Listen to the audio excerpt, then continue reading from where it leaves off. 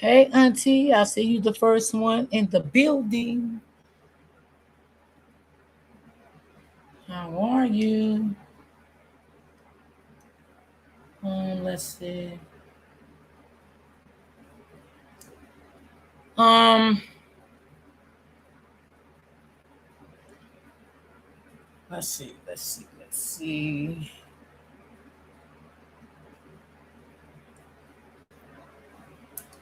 I was trying to get on earlier than what I was. Hey, everybody.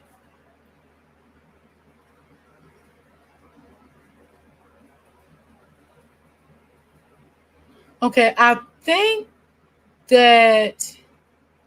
Hold on, Auntie, because I think he live now that press conference. So let me go over here and see. I guess I'm not gonna wait till everybody come in because I don't know where everybody at. So let me see because I think he is live with that press conference right now as we speak.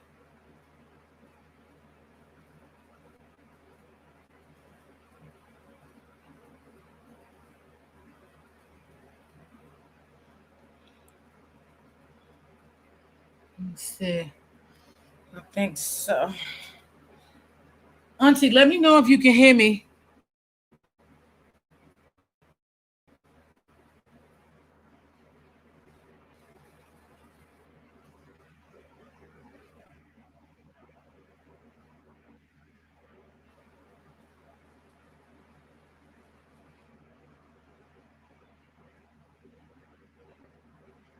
I don't know. We can't hear him. So maybe um it ain't started yet, I would say. I guess. Hold on, Auntie. Let me see.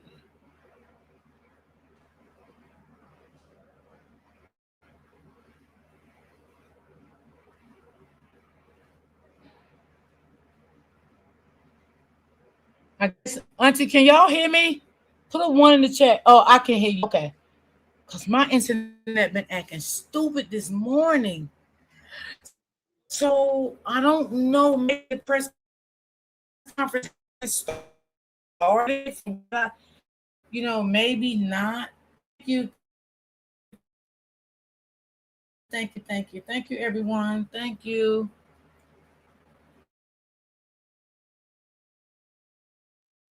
Up here.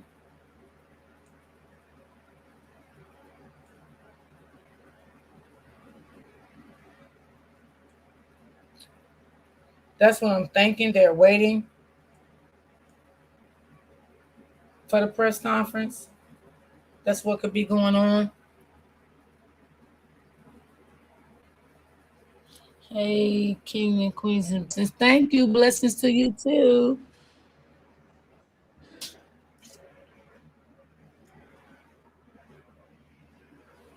Yeah, because I don't think it started yet. I don't think the press conference started yet.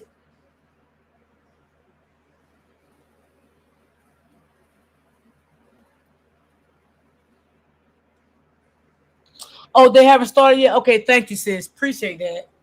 Because I thought it was just me.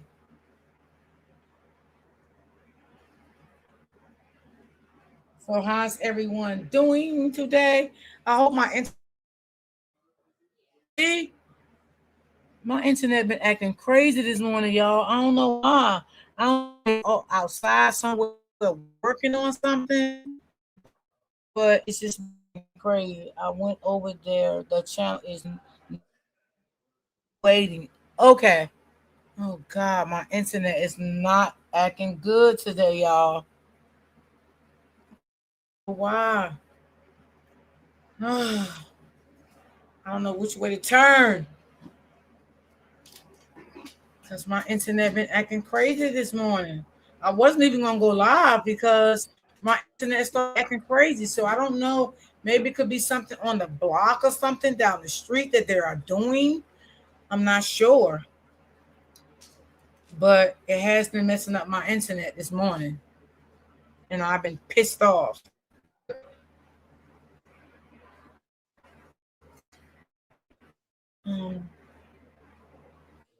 I appreciated that. I don't know. Look at it. See, it keep going in and out, right, y'all? I don't know.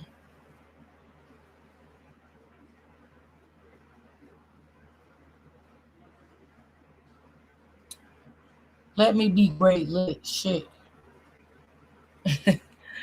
Let. Well, they said it was gonna be 12 o'clock, so maybe they're late today because they did say at 12 Eastern Standard Time.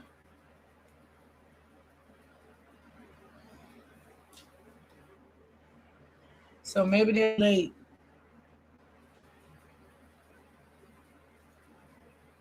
But I did listen to the mom um statement today on Good Morning.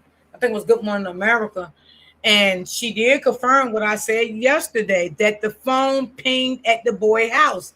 That's how she knew her son's phone was there. Didn't I tell y'all that yesterday? I said that yesterday. But the only thing that I got wrong was the boy brought the phone to the house. Her, I think her sister or her friend went and got the phone. But I said that. I said that phone pinged at his house, and he had no choice but to give up that phone. Mm-hmm. Yep, I said it, and I still on there. I believe. Can you hear me? I want to make sure y'all can hear me. Let me know if y'all can hear me. I don't want to be talking and y'all can't hear me. Somebody, somebody ass is in trouble. Yes. Hello everyone. Hello, how are you? Hey. Another thing I believe, I could be wrong, but I'm just saying I do not believe it was two boats. I said that about that phone, and I was right, right? I do not believe it was two boats. I could be wrong, but I believe they all was on one boat.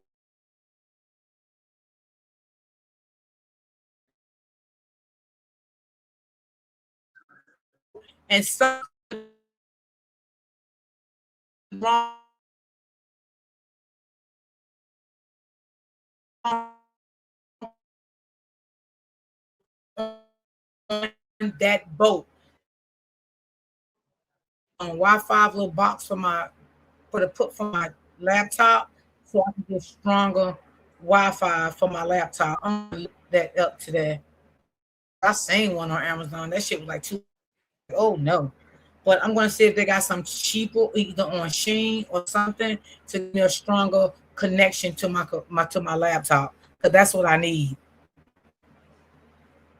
Um yes, you're going in and out. Yeah, I kind of figured that. I might have to move to another location. So let me try to move to another location, y'all. I might have to move to another. Might have to because I don't want to keep going in and out while I'm doing it live. So let me, y'all just hold on, work with me. I might have to move my stuff to another location here. So hold on. I don't want to drop my laptop. All right. I might have to move to another location right quick. Hold on. Let me see. This might not work for me too good. So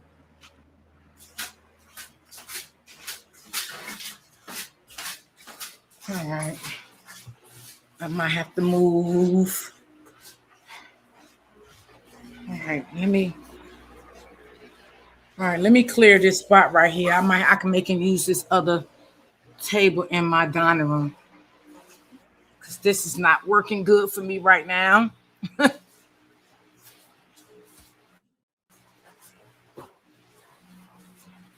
So let me see if I can use this location here. Yeah, I'm gonna have to get me a stronger Wi-Fi box. Woo. Okay. Hold on. Let me plug my laptop up, y'all. Hold on. Good afternoon.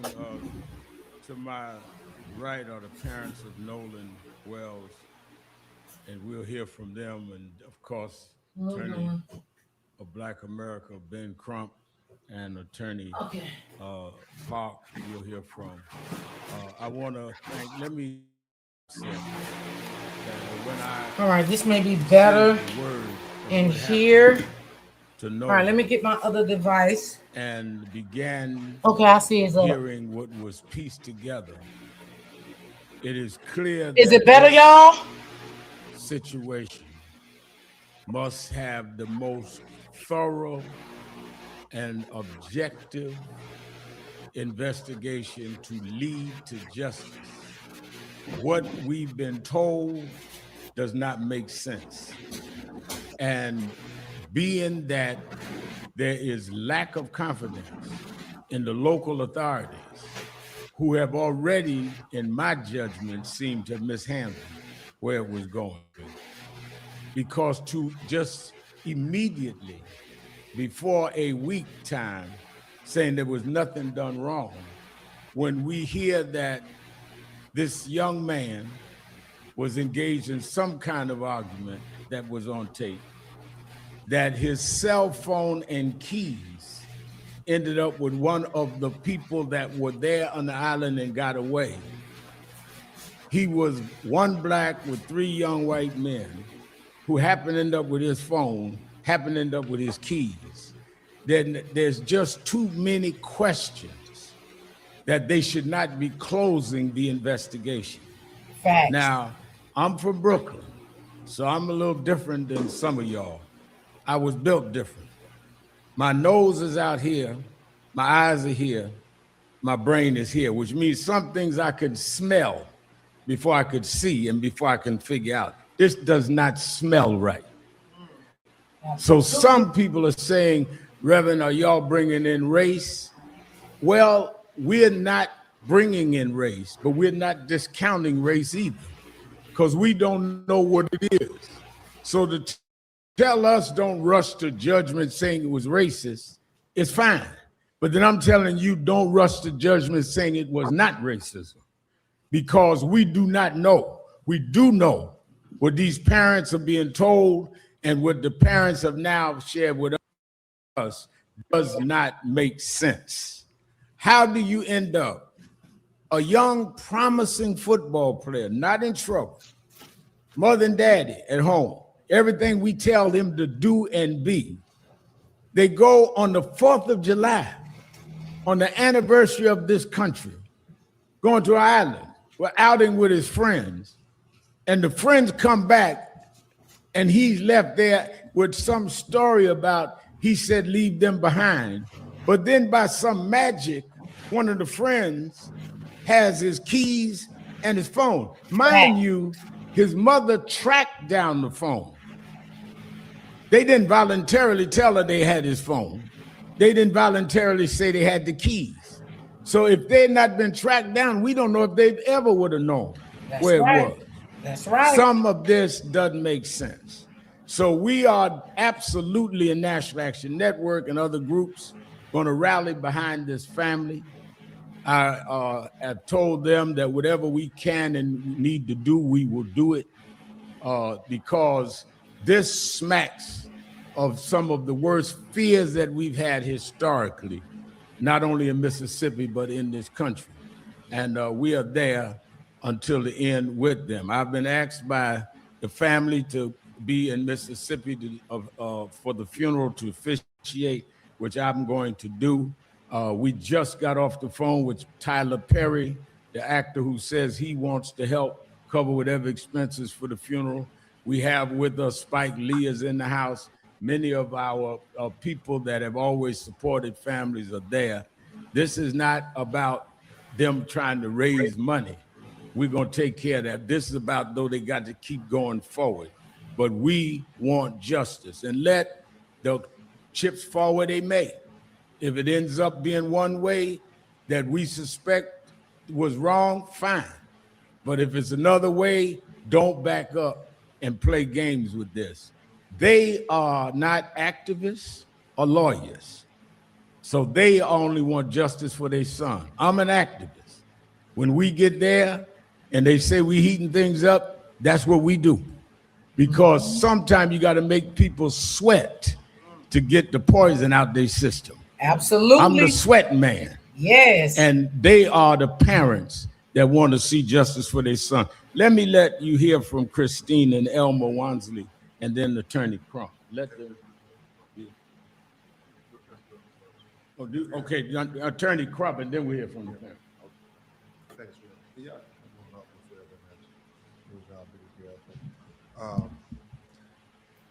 Thank you, Reverend Al, for always answering the bell as you have done on so many occasions when families get the worst news of their life. And make no mistake about it, Christine and Elmo got the worst news of their life on what was supposed to be a joyous occasion where everybody was celebrating the 4th of July weekend. I'm Attorney Ben Crump, along with Attorney Lisa Park and Jared Presson and Camila Moore. We have the honor and the privilege of helping to lead an independent investigation on behalf of the family of Nolan Wells. Why do you say we need to be retained to lead an independent investigation? It is because the family has distrust of the Mississippi law enforcement officials giving them a fair investigation where their Black son ended up dead after going out on a boat with 3 young white men.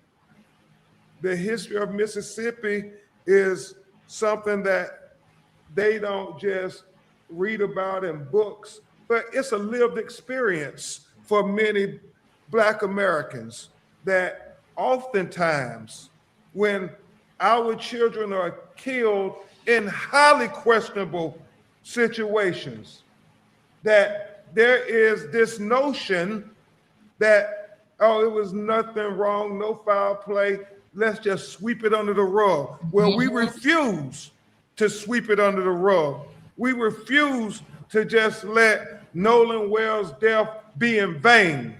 Absolutely. We're going to make sure that we get to the truth, the whole truth, and nothing but the truth. So help me because God. no Yes. one deserves Yes. it. You're going to hear his mother and father talk about what a wonderful young man he was.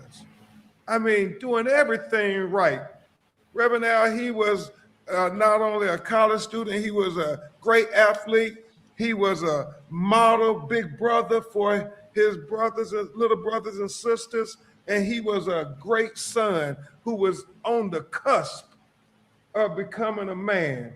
I mean, Christine and Elmore did everything to prepare him for this moment. He was so close. He was right there. You're going to hear his father talk about him had a good football season last year, but this season he was really ready to go to the next level, to go to Division I.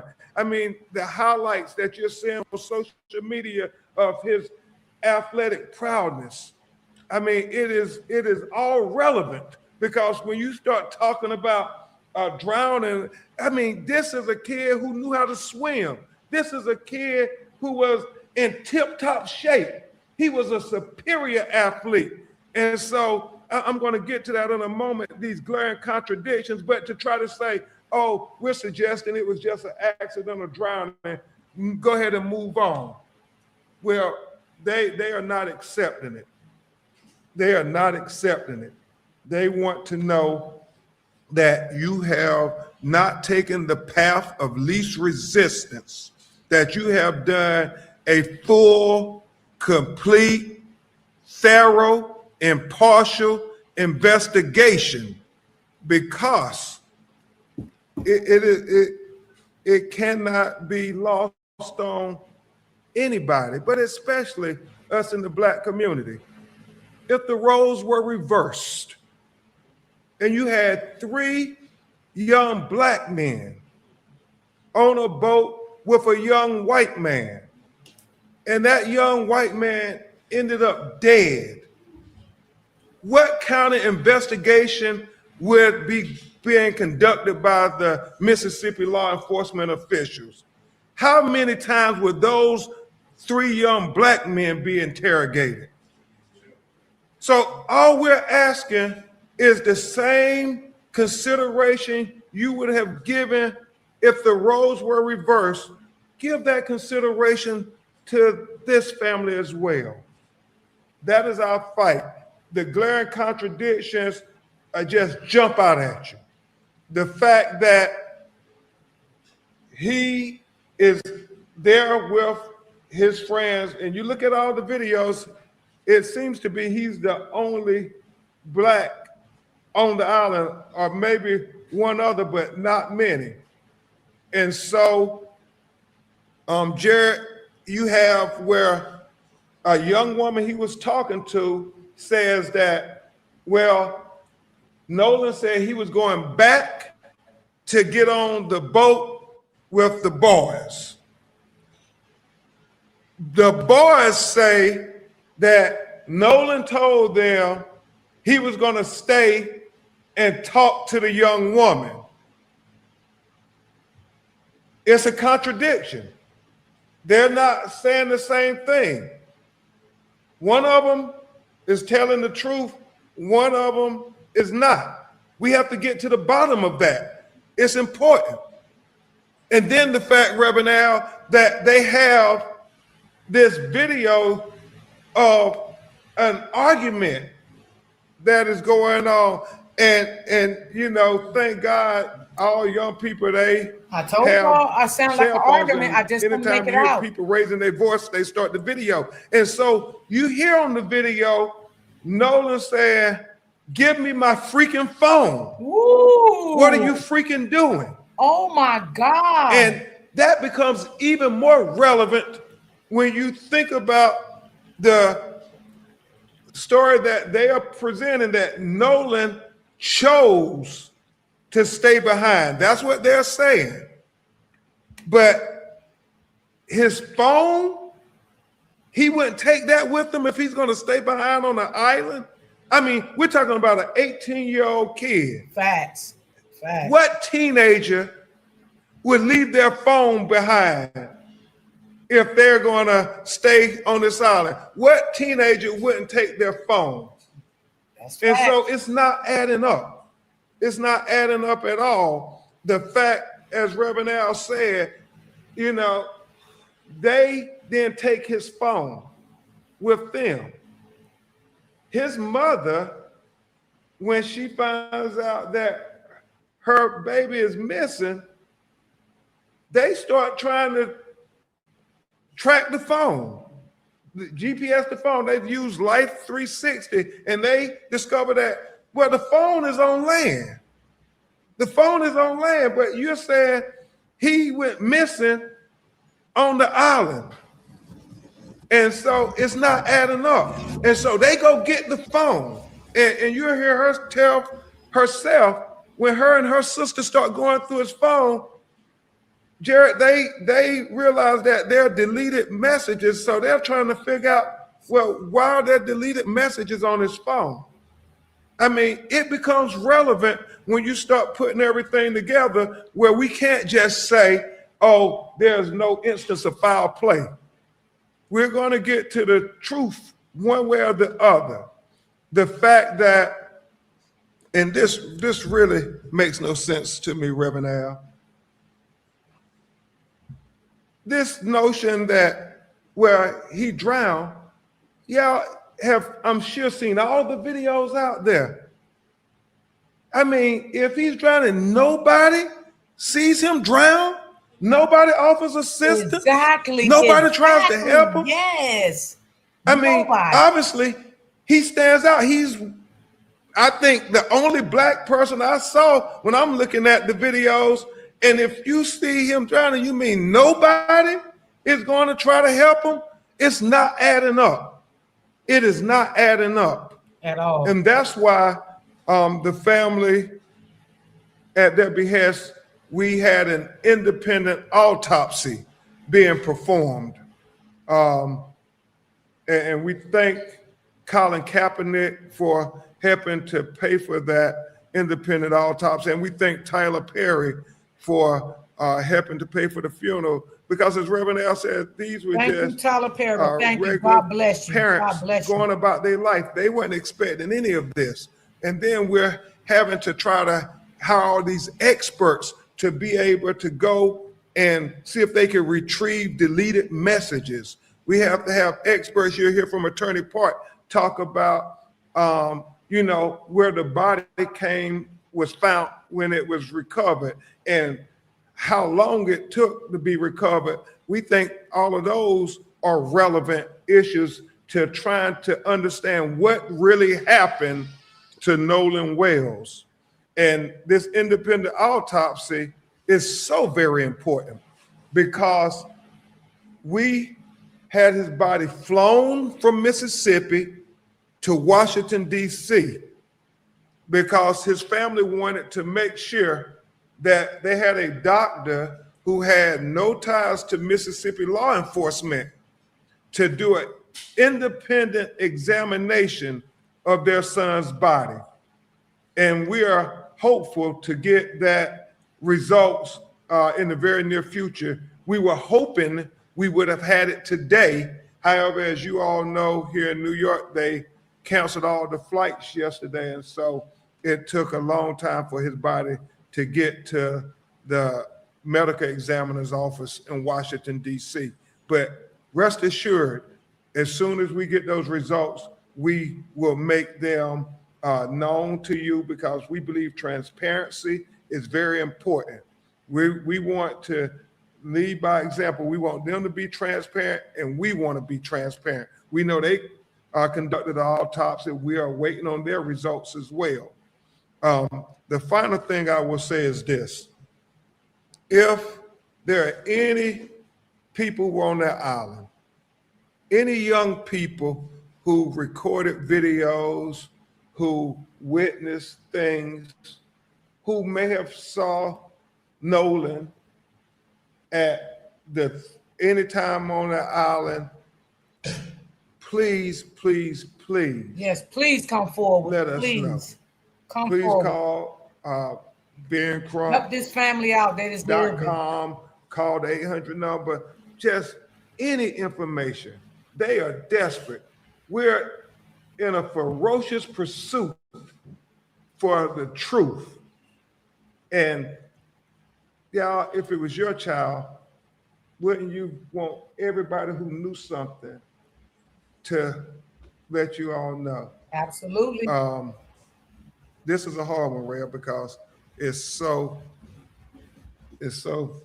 tragic on so many levels. Ray, before we bring the parents up, why don't we have Attorney Lisa Park, who is helping head up the investigation with our office. My name is Lisa Park. I'm the senior attorney for the Ben Crump Law Office in Atlanta.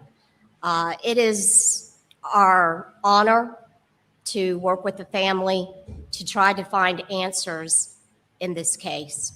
I think that most of you at this point are aware of Ben Crump Law and many of the cases that we represent in this country. Some of these cases you don't know anything about until we get involved and we shed some light. We explain to the media what has happened, and you all let America know what has happened. Sometimes cases come and you all already know about it. This is one of those cases. Yeah. I saw this in the news before I got a call from Ben. This was already huge in social media, already out in general media. Why? Why? Because it doesn't take an attorney. It doesn't take a special investigator. It doesn't take someone with extreme training to know right off there's something wrong here. Facts. Absolutely. This is as Ben has put it, not adding up. It is so obvious. There are so many people in this country that go missing, right? Everybody knows this. But this case has captured everybody's attention. Think about why. You know that something is not right.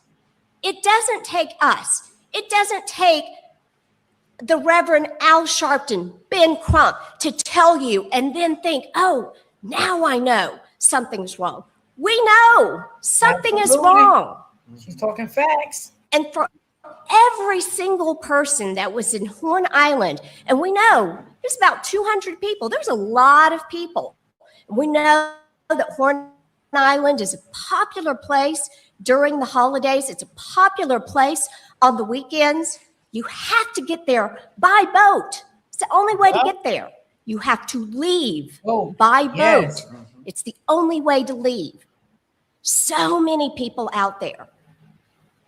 If you are watching this, if you see this, and you are struggling about what to say or what to do, you know what the right thing to do is.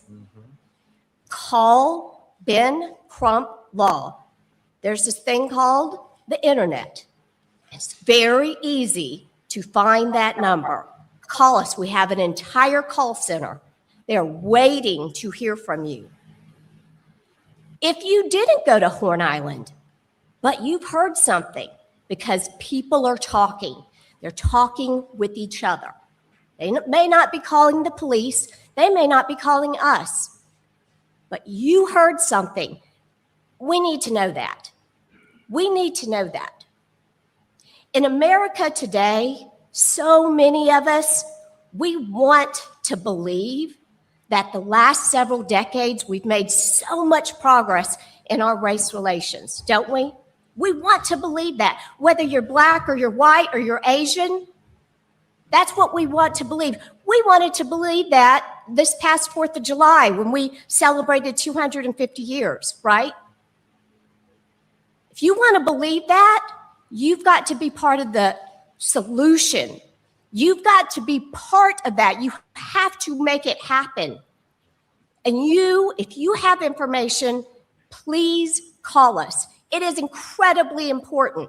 People out there, you have answers. You may not know exactly what your information means, but if you saw something, say something, please. Yes. Anything else about time? Okay. We'll take it in question and answer. All right, we're going to hear from the parents, and then we'll have Q&A. And what I want is when we go to the media, identify yourself and your outlet so we know who is speaking. And let me say again that we're standing with this family till the very end and make sure we're dealing with justice. Let's first hear from the mother, Christine Wansley. First of all, I want to say thank you, everyone, for being here. This is not how I wanted the world to meet my son, but here we are. So, as you know, I'm Christine Wells Wansley. I am Nolan Wells's mom. And Nolan is the kindest soul. He never met a stranger. He loved everybody. He didn't care if you were black, white, purple, green, looked like a marshmallow. Like, he just wanted everyone to be in peace with one another. He loved life, and God gave him this big heart, which always scared us. Me and his dad had conversations with him all the time, not just about the importance of understanding our history as Black people, but also the importance of how you have to move in certain spaces. And it's not us being feeding into racism or the stereotypes that comes with that. Unfortunately, that is just a matter of fact. There have been many cases, many instances that shows it's unfortunately a pattern that he did not like. He did not like that there was so much division, and I think that's why God gave him us. He was really a peacemaker. He wanted, like I said, everyone to be included. He never wanted to leave anyone out. He just, even at a young age, I don't know, he was, how old was he? 18. No, not 18. When he was a baby, he did a little dance. So his father and I were having a moment, and as couples do, and even in that moment, he runs in the room with his diaper on, of course, and he starts dancing because it was like he could feel the tension. He could feel that something wasn't right. So he was just a special kid. Like, he was a special kid, but again, just heart was so big. And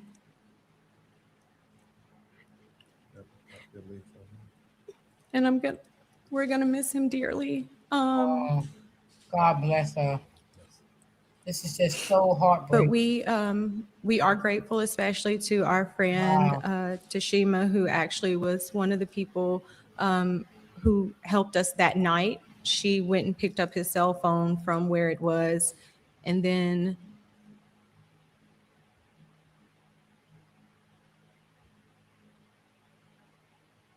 we, of course, contacted authorities to figure out who to do the report with, whether it was the county or the city, which then turned into DMR, who I contacted immediately from there. But Can you tell them how you got the cell phone? so our friend actually, when I called her, Nolan is best friends with her two sons, Jalen and Javon. When I called her, I said, Tashima, have you seen Nolan? He's missing. No one has seen him. No one has talked to him. The boys were actually with her sons. So they opened up their Snapchat because a lot of the kids do have their locations where they're tracking one another. So one of the boys says, well, it's showing that I can't exactly remember what his location was showing, but my Life 360 location was showing something completely different. It was actually showing that his phone was like he was on LAN. And so we ended up, she received the phone from that parent, and then we met up where his car was, which was at a separate location. There were issues obtaining the key, but even so, there was just a lot of. Tell them about what happened with the keys. So I'm gonna let my husband tell you about that because he actually went up to the door to get the key, because at that point, I was just not in my right mind. This has just been an awful situation, just terrible. Elmore Wansley, the father. Okay, so the situation with the key. When we got to the house, a few of his friends, they were already there. And they were at the door in the house, asking questions. So when I walked up, they were getting, things were getting kind of tense. So I turned to them and told them, I need you guys to calm down. I don't do this to me right now. I need them to kind of trust me so they can give me something. So I was able to calm them down. So the guy, he's in one of the pictures. He came out of the room, half asleep or whatever, I think Jax or whatever. And I said, look, I'm Nolan's father. I'm here to get his keys so I can get his car. I said, he's like, His car was in the yard. his car's parked in the yard. So he was like, I don't know, man. Nolan's like my brother. I said, well, if Nolan was like your brother, would you please go in your room and see if you can find my son's keys so I can take his car home? He walks off, 2 or 3 minutes, come back. I can't find the keys. I said, okay. So at that point, I get the boys and I get to move them out the house because I didn't want them to go into the house and start tearing up these people's houses because there'd never be a whole nother situation. So walk outside by the car. One of the guys that was in the house with us, he was on the phone with a girl, and the girl told him that Nolan's keys were on top of this Jax guy's Xbox in the house because apparently she was there with him earlier. So he goes back up to the door by himself, and 5 minutes later, the keys come out. So now I feel like you done lied to me. So now I'm really like in distress with you. But as far as their night goes, if I knew anyone who had a boat, I would have went out that night looking for my son. We tried, but I don't have friends with boats. But if I knew someone with one, I would have went out that night. And this so happened that his coach saw all the stuff on Facebook that next morning and called and contacted me like 5 a.m, asked me, did we want to go out? And I told him yes. So within an hour, he was at the dock. We met him and we went out. We docked the boat, got off the boat, walked on the island, walked a pretty nice stretch, came back, got back on the boat, went around the island, looked, came back around, and where we went to, that's where apparently they say that his body floated up. I don't know a lot about water currents over there, but I would think that we would have saw his body. And on the trip there was a family that stayed a night on the island, like actually tented out on the island. So if he was left, he would have saw that family on the island, and it was 2 of the boats docked. So he would have had help. So I don't know. I don't know. I think we stayed there for like an hour and a half. That's when Jackson County and the sheriff department showed up, and they were going to do their rounds. And I had a classmate of mine, him and his 2 boys, they came out and they searched, and then they got back in touch with me and said the Coast Guard had finally showed up in airplane. So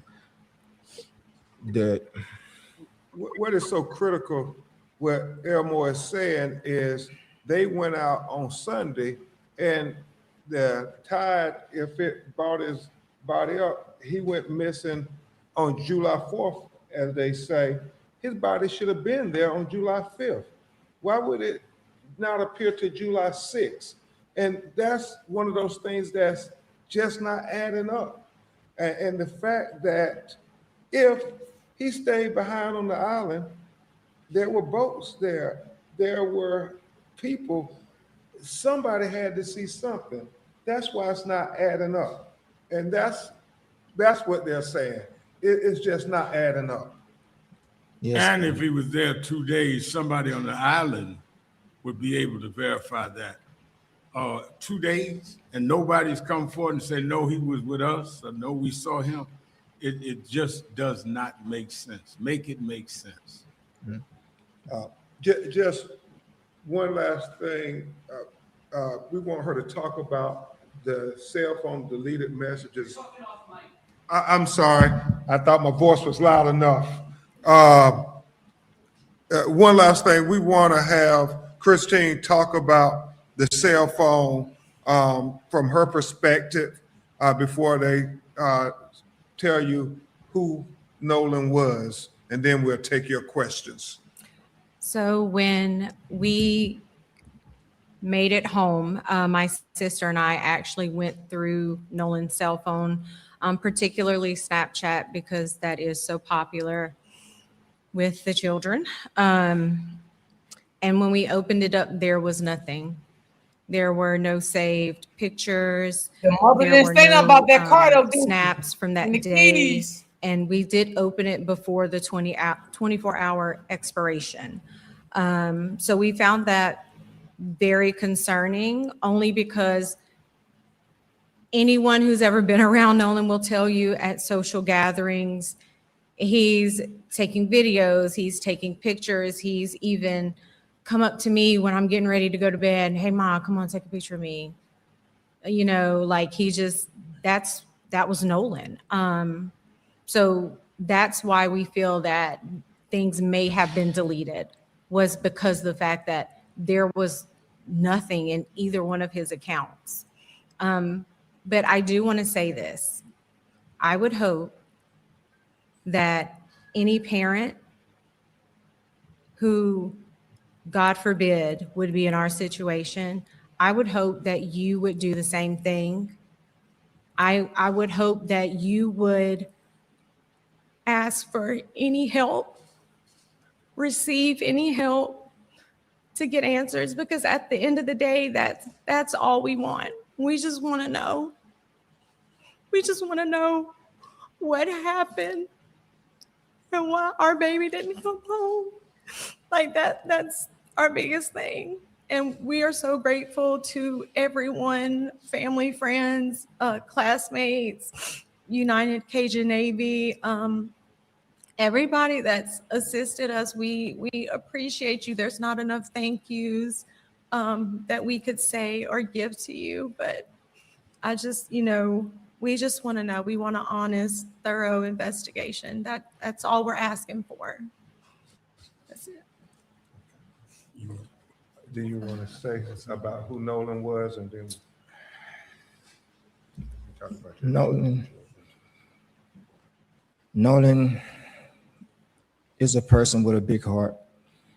He's loved by not just his family, but the community. He's a born people person. He really developed a bond with his baby brother, because both of them play the same position. So he was really understanding the business side of the sport, which is football, and understand that it's not just a game you playing.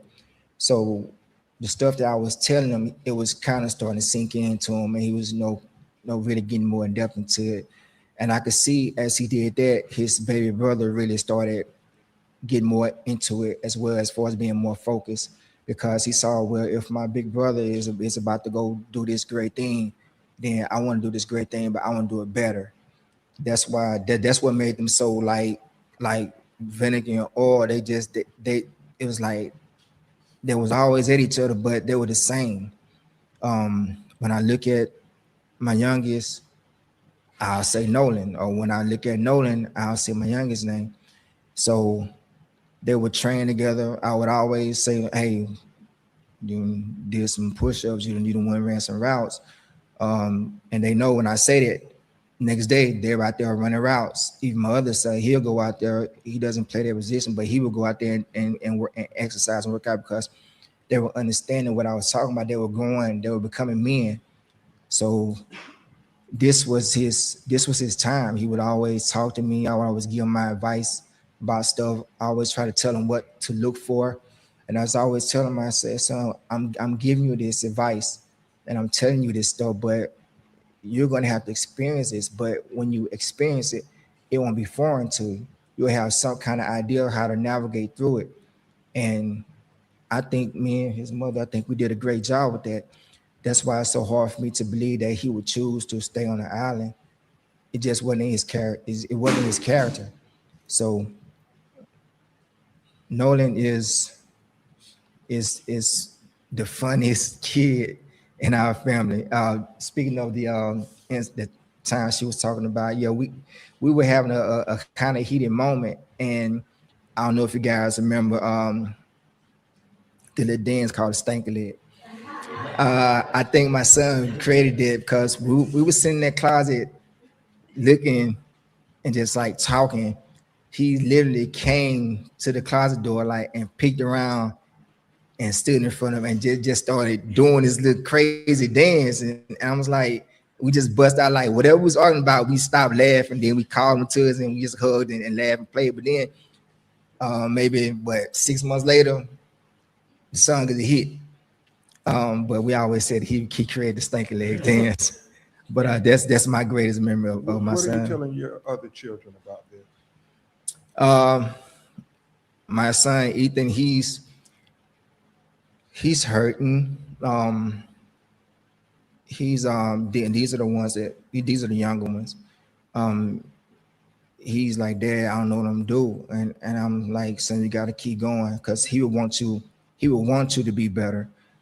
His youngest brother, Elmore, the one that really worked out with him, he was like, I'm hurting, Dad. But I said, Nola wants you to be the best he can be.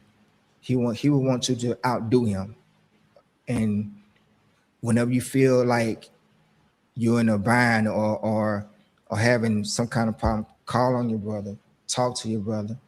My twins, the loss of a younger sibling is hurting them.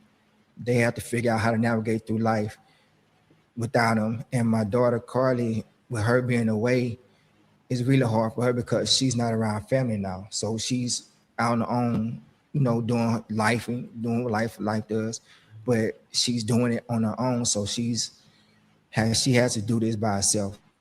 We're here, by phone, but we're not there in person. So she really has to draw on the people that's around her when she's not home. So all together, my family, this is going to be our new norm. He was the jester in my court, and yeah, he will be missed greatly, not by us, but by the whole community. We will announce the funeral services when it is finalized, and we'll be going to help with I will officiate at the funeral in Mississippi. Again, we'll take your questions, but identify who you are, and please be respectful to families in mourning. But because they want justice for their son, they came to New York to make this appeal. But let's not make this a circus. Yes. First of all, I just want to say, I have a couple of questions. When was the last time you were Nolan? Would say it was a call or a text? What was said during that last interaction? And also, how do you know that it's Nolan saying that you were home, doing that video? Say that last question. How do you know that it's Nolan saying to be my phone when you're doing that video? Yeah. Well, yeah, you want the second one is other children who are saying it was Nolan. Yeah. So the last time we spoke and saw Nolan was July the 3rd. He actually cooked dinner for me, actually for us, because I had gotten off work. It's been really busy. And so he cooked dinner. It was salmon. He baked it. So proud. And then after that, he was just like, hey, Mom, I'm about to go. I love you. Gave us a hug, kiss, and he left. Which, of course, I told y'all that. Remember, I asked y'all in the live. I said, y'all, I think he went there a day before, and people were saying, no, he went there the day of. I told you. I felt he was there a day before the 4th. Spoke with him. Sir. Right again with that one.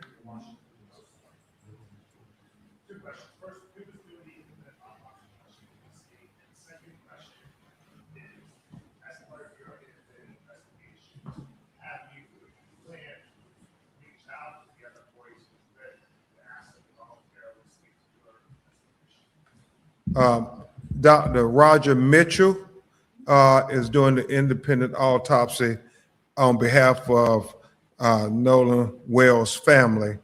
And we understand that the young men have lawyers, so we will have to have their lawyers agree to let them speak to our investigators. And we have not attempted to talk to them as of yet.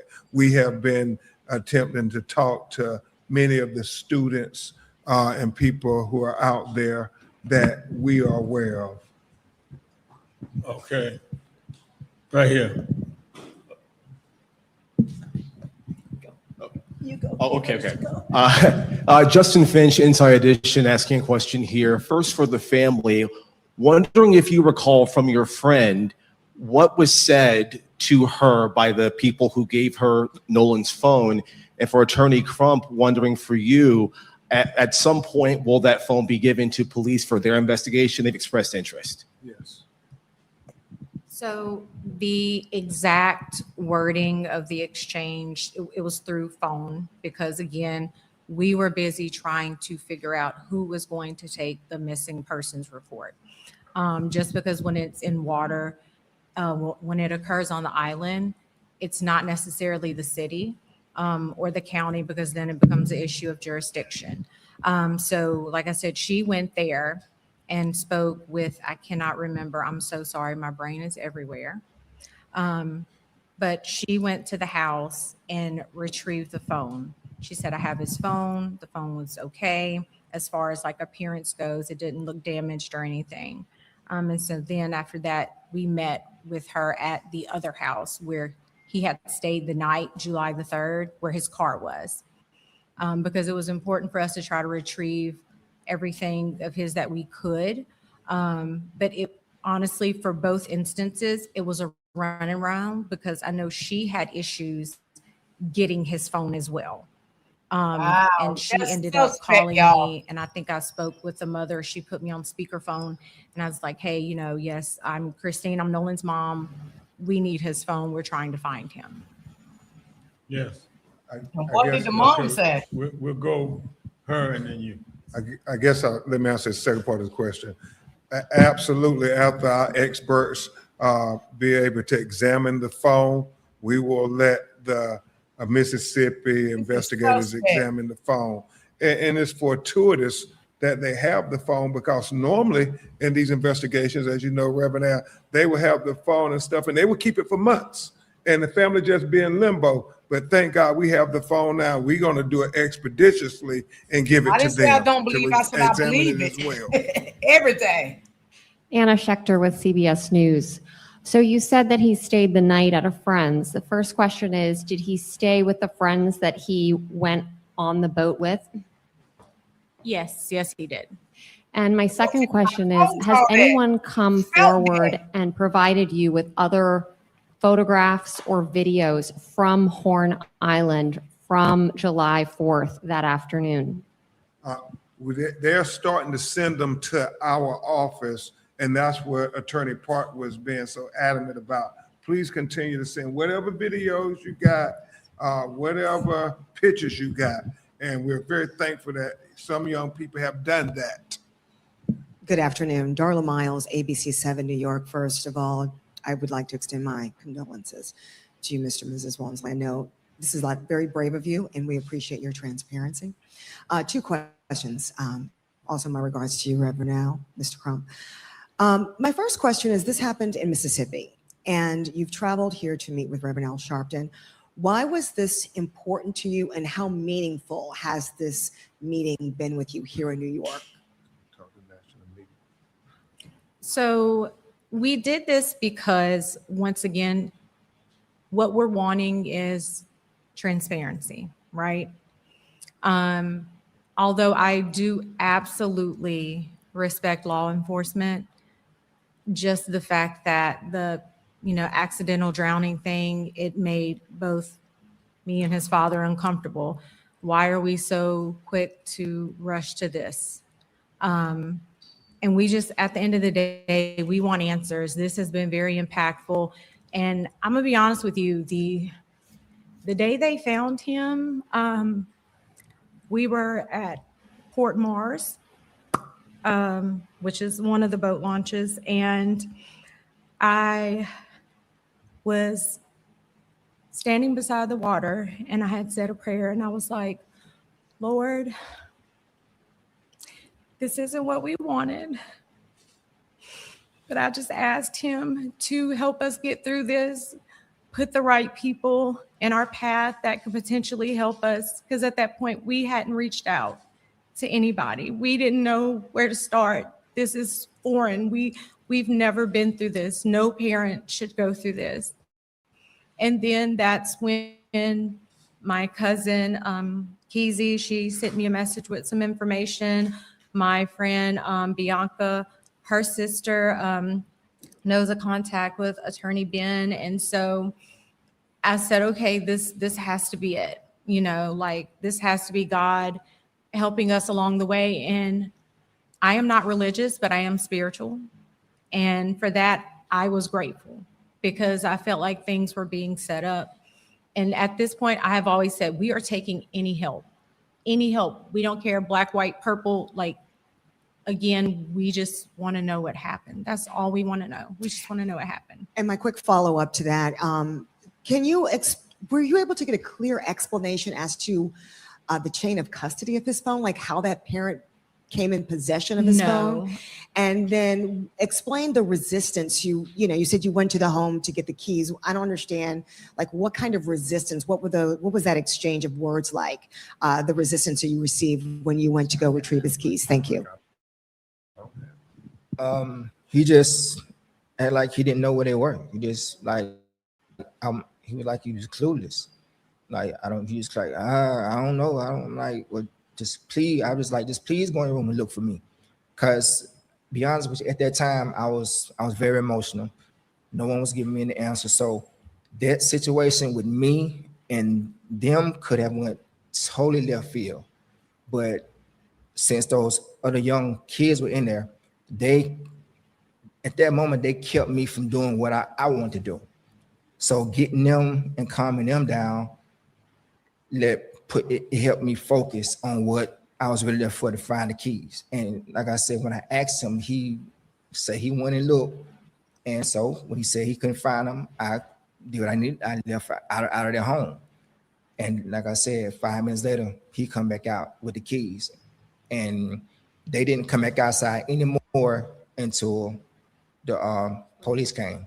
Because at that time, police were called because we were looking for his wallet. And then they went to the door. But other than that, when they sent the keys out, they locked everything. They didn't want nothing to do with what was outside that door. So that right there is, when you lied to me, it killed all trust in anything you had to say. All right, I'm gonna take the last four. 1, 2, 3, 4. The young lady who had Yeah, her hand up. okay. Go ahead. Maria Campanodi with CNN. 2 questions for Attorney Crump, just to get some clarification on the timeline of the events. When was Nolan last seen and by whom? And the second question is, who first reported Nolan missing and when? Well, and I asked his mother to also assist on the second question. But as it's conflicts, you know, the young woman say that he went and got back on the boat with the boys. The boys say no. He said he was going to stay with her. And that's a conflict.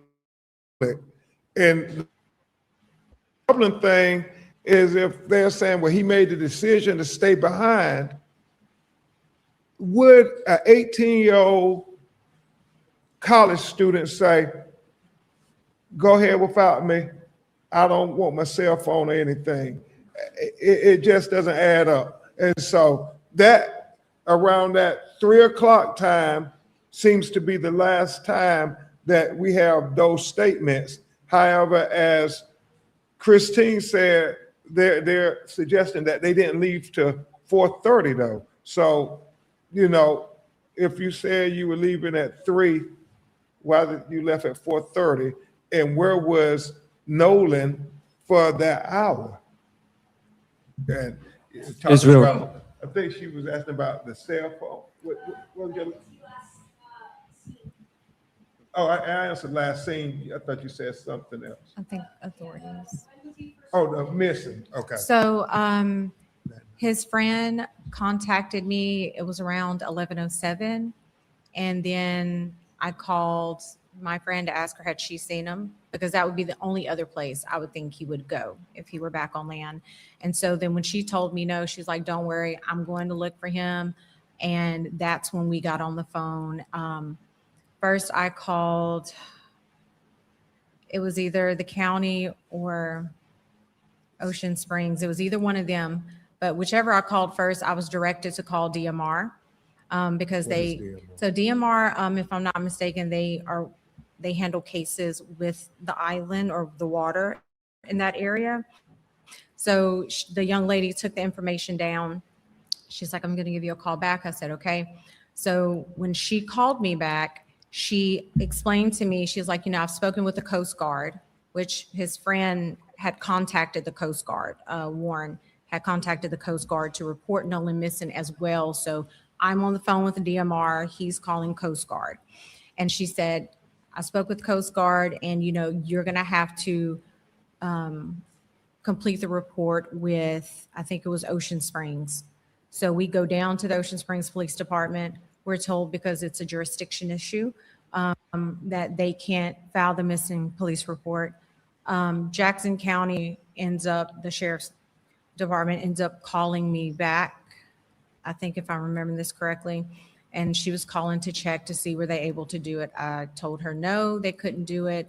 The young lady on the phone and the officer at Ocean Springs Police Department spoke. He explained to her why Ocean Springs Police Department could not complete the missing persons report. She said, okay. He gives the phone back. She's like, look, I'm just going to go ahead and do it so there's no more back and forth. So my husband and I, we met an officer in the McDonald's parking lot. I think at this point it's maybe around 12. Don't quote me on that. But we explained to him, what he looked like, age, all those things. Last time he was reported seen, which again, by his friend, he said that the last time he physically saw him was at 3 p.m. and they were getting ready to leave the island.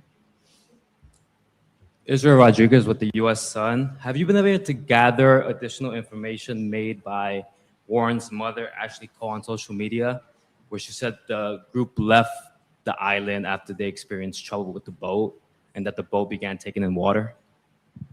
Your question is what directly? We know she made that statement. Have you been able to gather additional information on that? No, we have not. Thank you. Kevin Ortega Rojas with Here's Why News. I was hoping that the family could clarify Nolan's relationship with the young men that he traveled to the island with. We've heard different accounts of how long he's known them. And I was wondering also if you folks have spoken to those families since they lawyered up. High school friends. Yeah. Say that second part again. Have I talked to the families? No. Last question. I haven't spoken to the family. I stand here as a cousin, a first cousin of a victim. In 2020, he went out with his friend and the mother, who was white, and he went missing. He was found dead, deceased, in a field behind.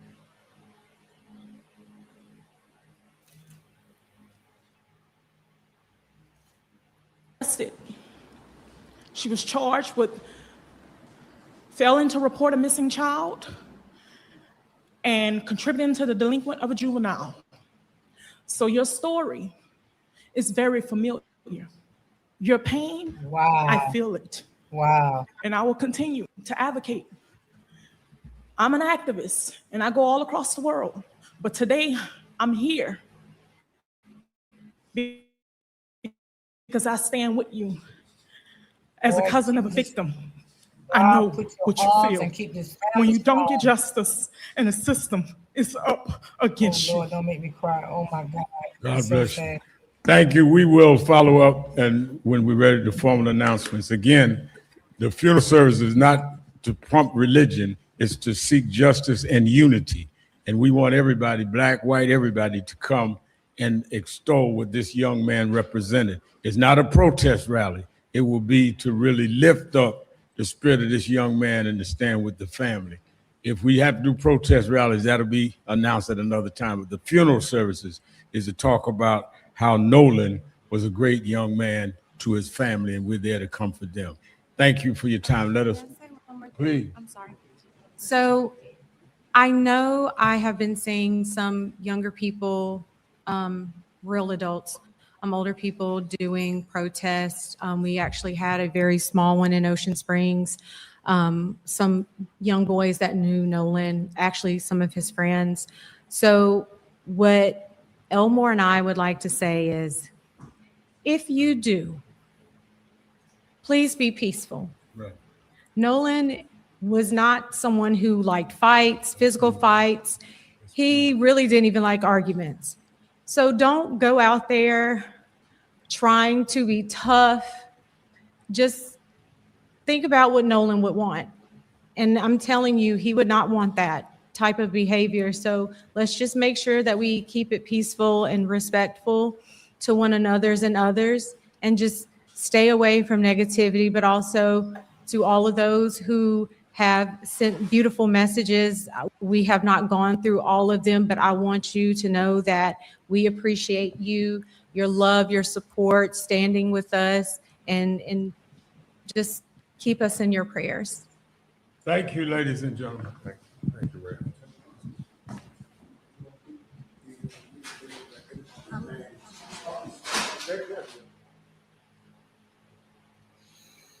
Okay, y'all, that was the end of that. Hold on. Y'all. Okay, hold on. Let me hold on. Let me just let me take this off. Okay, hold on, y'all.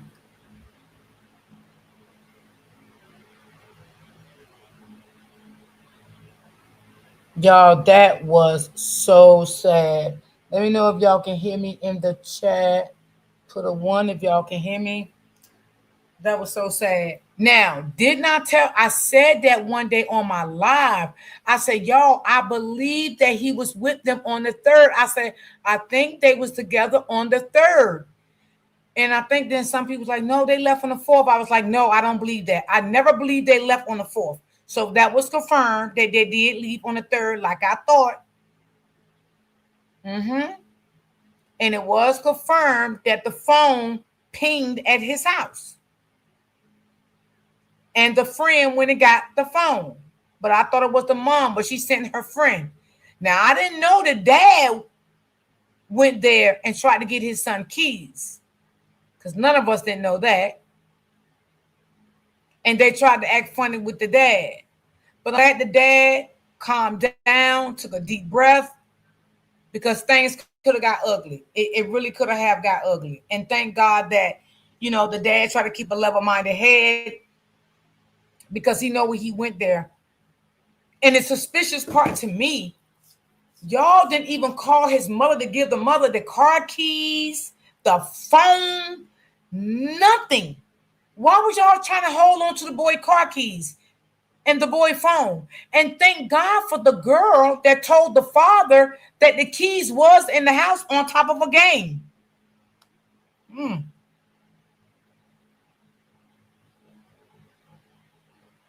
Right, Angie, those kids are very cruel. Mom said he spent the night. I said that before too. I said that. And somebody was like, no, they left on the 4th. I'm like, no, I don't believe that. I don't believe that. I believe they left on the 3rd, and the mother confirmed they did. Yeah, but we never knew about the car incident and all of that stuff. Thank God that she brought that out. But I said I believe they was together on the 3rd. I said that.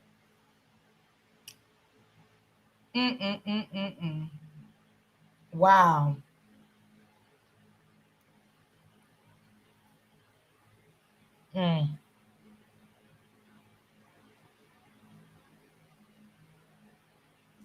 Yeah, I know they stayed at the house on the 3rd. That's what I said. They was together on the 3rd.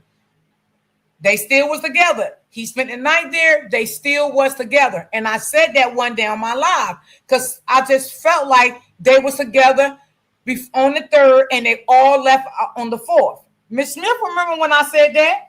Because she was in my chat that day when I said that. I felt that. And that's how his car got there, Miss D. They had the keys and the car was parked. Yeah, I know that. I know they had the keys. His car was parked there. But what I'm trying to say, why didn't they call the father or the mother to give them their son's stuff? Why did they have to go there to retrieve their son's phone and the car keys? Y'all was already a snake to the boy. Y'all was never the boyfriend. Okay? I can hear y'all. I can hear. I know. I know what I heard.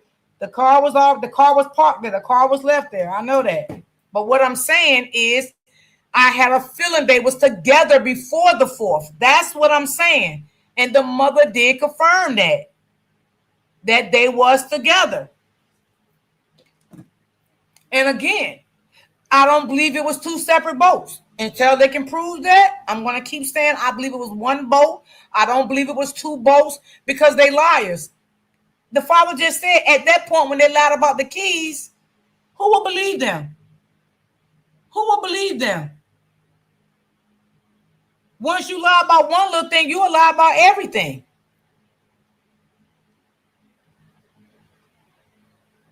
Yeah, they needed time to get their lies straight. Absolutely. You're right.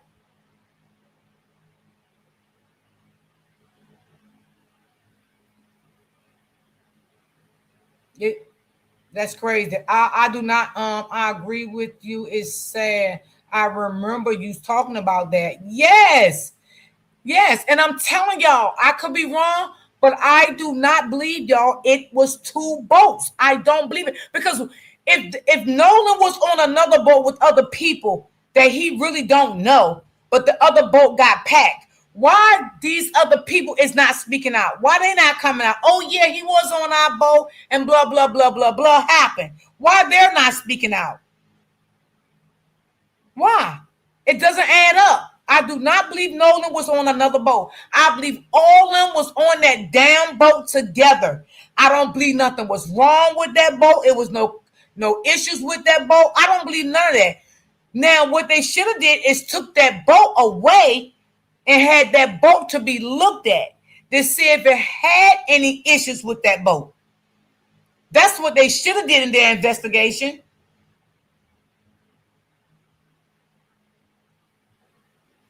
That's what they should have did.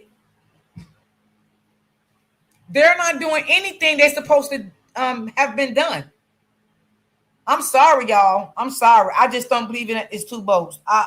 And again, if I'm wrong, I can come out and say I'm wrong. I don't have a problem with it. But at this point, I don't believe it was 2 boats.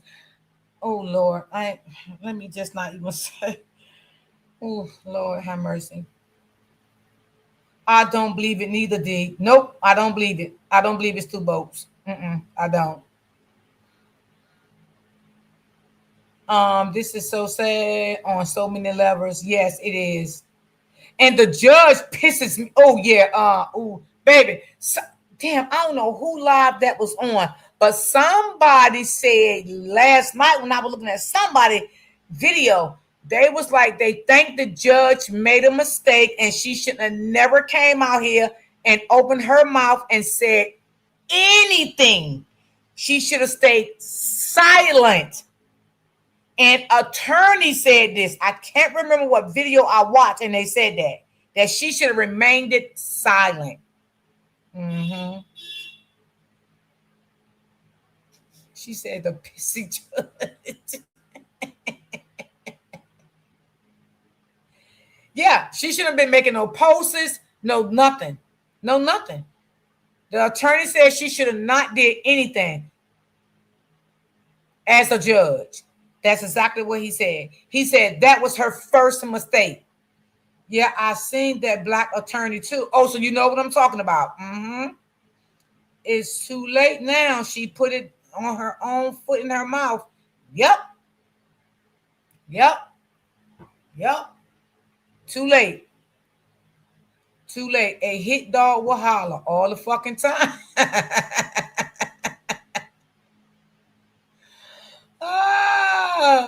Yes. Thank you, Cameron, baby. Thank you. And then the mother even identified. She was wondering what was going on. A lot of things was deleted out of his phone.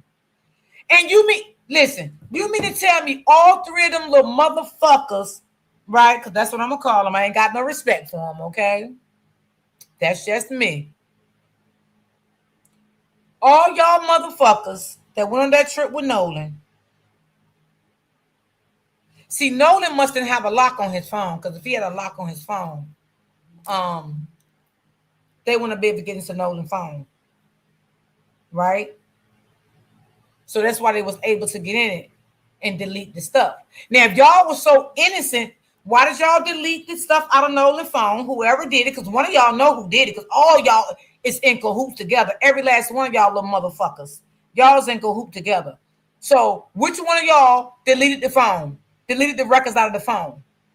Okay? And the other little skinny motherfucker, that because you call the Coast Guard and said Nolan was missing. I don't trust your motherfucking ass motherfucker because you was the one that had Nolan goddamn phone. I don't trust none of y'all. That's why they don't like us. Because we so damn smart. Exactly. Man.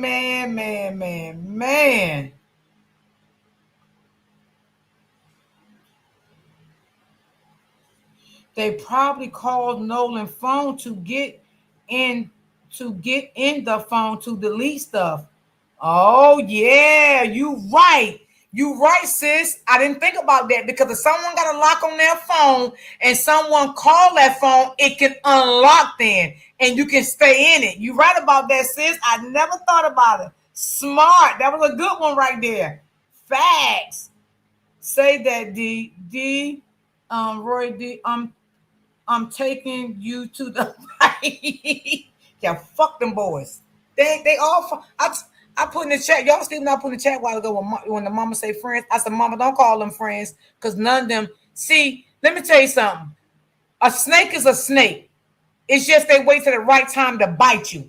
Okay, that's it. They always was a snake to Nolan. They never liked the Nolan. Nolan was smarter than them, probably well educated than them. Nolan had something going for himself, and they was jealous. See, a snake has to get the right time to come at you. Okay, so don't think everybody be with you and cheering for you and stuff. They happy for you because the whole time they can still be a snake, but they got to wait for the right time to cut you in the back.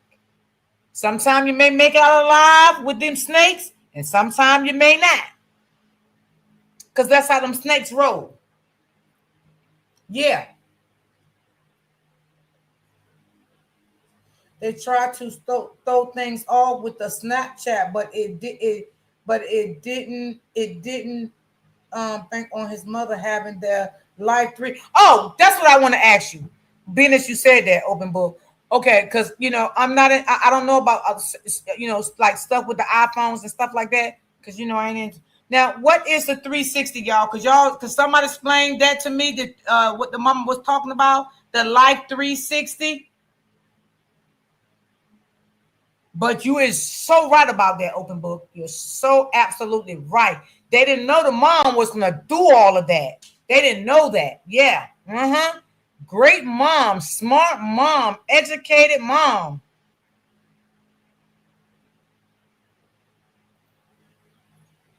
It's all where you can track people. Okay, got you, sis. Okay, got you. Okay, so that's probably what my daughter got on her on her kid's phone. Okay, it's like a GPS tracking. Got you. Okay, got you.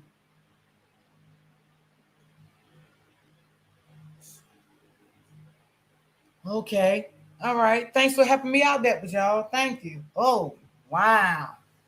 That is so crazy. That is so crazy. That is crazy. And if I was the mama, y'all, I wouldn't let none of them come to my son's funeral. None of them. Mama, please. I know you got a good heart. I know you're a good person. I know you're a beautiful person. You sound like you have a beautiful soul. Don't let none of them. See, they probably won't come anyway. Because they scared. Yeah, because my kids got all that stuff on their kids' phone. Everything. Even my 3 daughters, they said they share trackings with each other. All 3 of my daughters. That's how one time when my daughter lost her goddamn phone, she knew where it was at. Because she had to call me to call her sister. Her sister told her the phone was in Walmart parking lot, y'all. Parked beside her car on the ground. But she got it, yeah. So all 3 of my daughters, they share trackings. All 3 of them. That is very good to track your phone, but do it with somebody that, listen, don't just put your tracking with somebody because you want to do that. Make sure you can trust that person that you sharing your tracking with also. Okay, so don't do it because, oh yeah, she my friend, let me share my tracking with her. Because some people will set you up. Some people is jealous. They want to know your whereabouts. So do it with somebody that you know that you deeply can trust. Don't just share your tracking with everybody, because everybody can't be a friend. Some people can be a snake. What I'm saying, right? And some people you can share your tracking with, thinking they got your best interest, but they really don't have your best interest. Okay, so be careful who you share your tracking with. That's all I'm gonna say. They don't even go and help and look for him. Yes. None of them.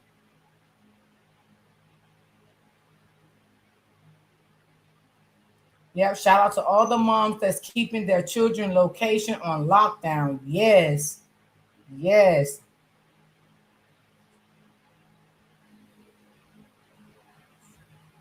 Oh yeah, they did say that open book. Yeah. Yeah, my daughter, she tracks her kids, baby. Yeah, she sure do. And when they at the school, it'll ping to the school that they just got inside the school. Yeah.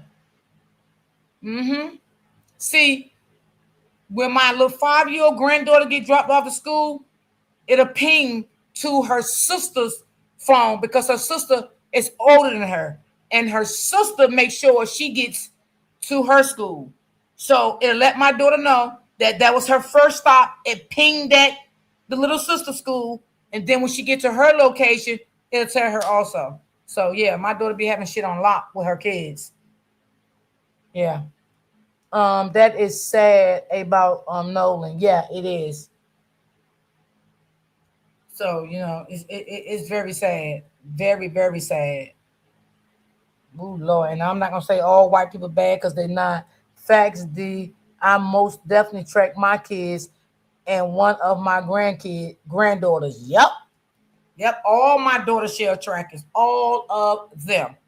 And my oldest granddaughter that's in college, her aunties is on her tracking, and her mother is on her trackings. Yes. Mm-hmm. Yeah, this is sad, y'all. This is so sad. They didn't want to get a father the keys.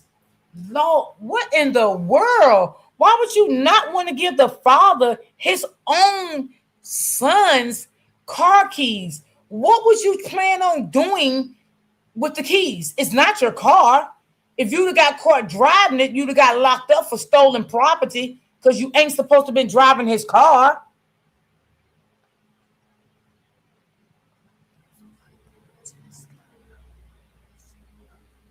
I fell behind on all of this, but I got her phone this year. I'm gonna be up on all of it. Yeah, just share her tracking with you and her dad. If you don't know how to do it, just go to Google. Google set it up for you, baby. They'll help you. They'll walk you right on through, honey. Yeah. When my grandkids leave out of school, the mother tracks them. Because, she's responsible for her little sister getting out of school and then until the moms get home. But the mom be right behind her. And sometimes the mom be home before her because my daughter get off at 3. Sometimes 3:30. All depends on her schedule. But she right behind them. But she still tracks them down. And she got cameras all in her house. She got a doorbell camera to see when they put the key in. It pings to her phone. Let her know that they're opening the door. When they get in the house, she sees all their movements in the house. Yeah, my kids don't play when they come to their kids. They don't play. Yeah, because you're right, sis. It's a lot of stuff happening.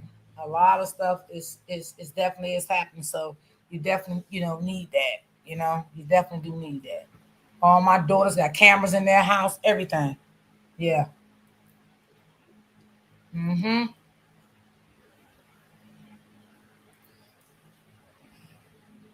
So sad. I had a video I want to play with for y'all. Oh, let me see what time it is. I don't want to run over time because it's Friday. Friday, and I want to get off early. Let me see. I feel so sad for this family. I swear I do. I feel so bad for them. Now, wonder is they gonna do the funeral public? You think so, y'all? What y'all think about that? Do y'all think they may, like go live with it to, show the public? What do y'all think?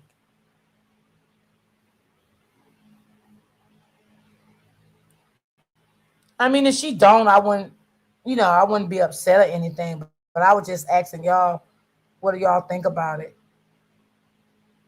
Let me see. Oh man, I don't know why my hand's shaking. Maybe I'm so nervous for the family, y'all. I don't know.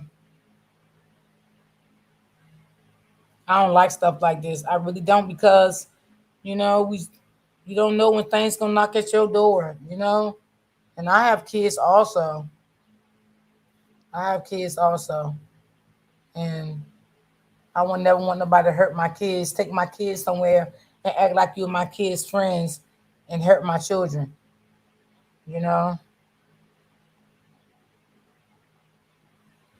Okay, let me see. Maybe I'll play a little bit of this. I was trying to find that one, y'all, when the attorney spoke and said that they think she spoke out too dang gone fast. She should have said it. Any metal, any size, ready, fast. Metal supermarkets. Hold on. I don't know what I did. I thought I had put that video on my. Sometimes, hold on, y'all. So.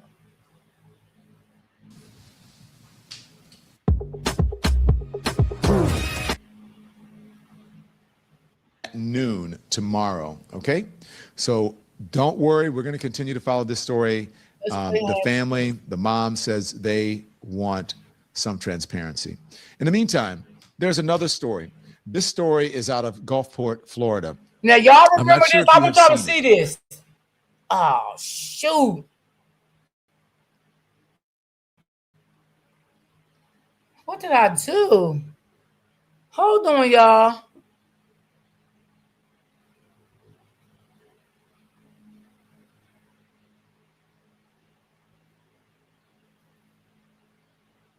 All right.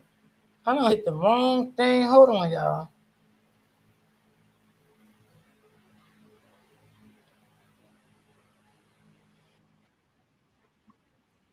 But it happened just before the Nolan Wells story. And it involves three young men of color, who were out just trying to, make some extra money. I'd like, look, do a lemonade stand, so to speak. Wholesome young men. And then they meet. Do y'all remember the three boys that was in Florida going from door to door with, trying to make money for their little car wash service, where he had an interview with those three boys yesterday? I want y'all to see what those boys had to say. He had an interview with them yesterday. So I want y'all to see this. Karen. And that little motherfucker should have been locked up but too. Someone who pulled a gun on them and threatened, I believe it was threatening and intimidating. And here is the rest of the story. Watch. New tonight, nearly 1 week after we first showed you this video of a man pulling a gun on three teenagers in Pinellas County. The sheriff's office says its report is closed. Well, I want to make sure the street stays safe. Okay? It is safe. I'm telling you, if you guys are around, you're around on the wrong street.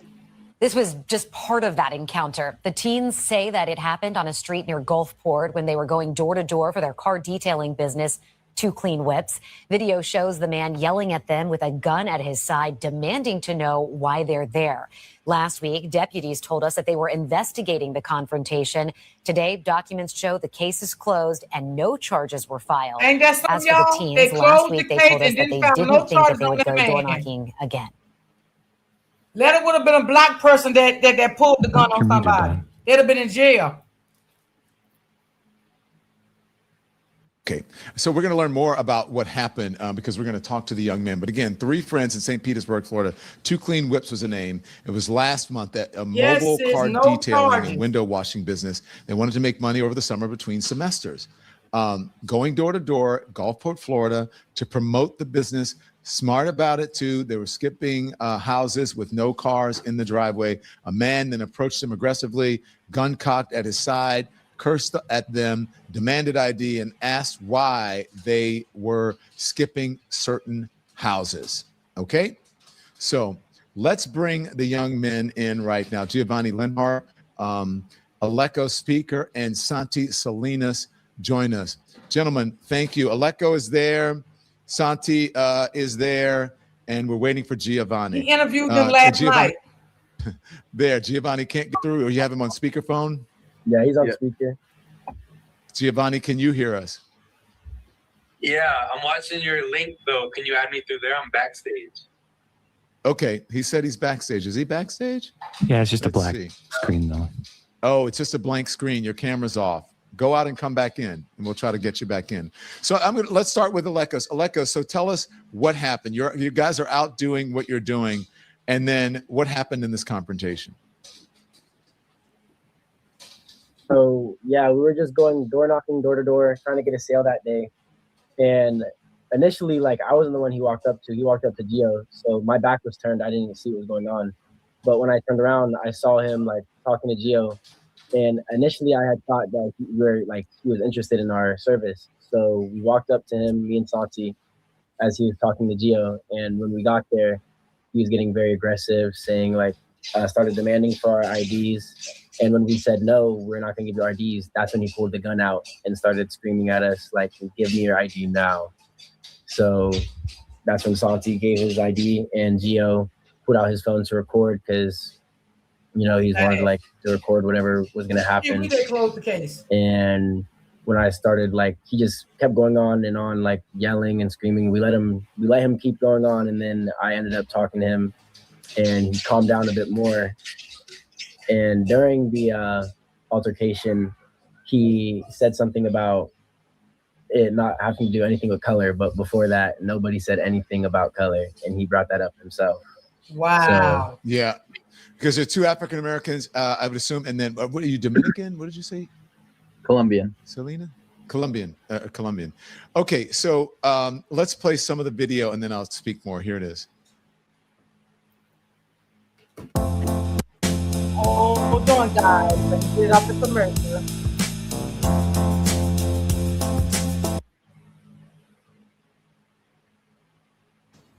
Hey, that's crazy, though. Show me your business card. Oh, you have it right there. Bully. Fucking bully. An old bully. That's what he is. An old bully.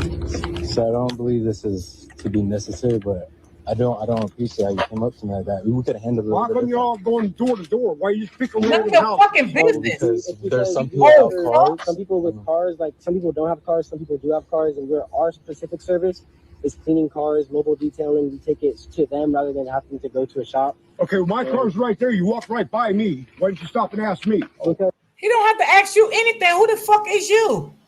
Who is you and who is your fucking friend? Your friend should have told you that you was wrong and go to fucking the house and mind your business and leave these kids alone.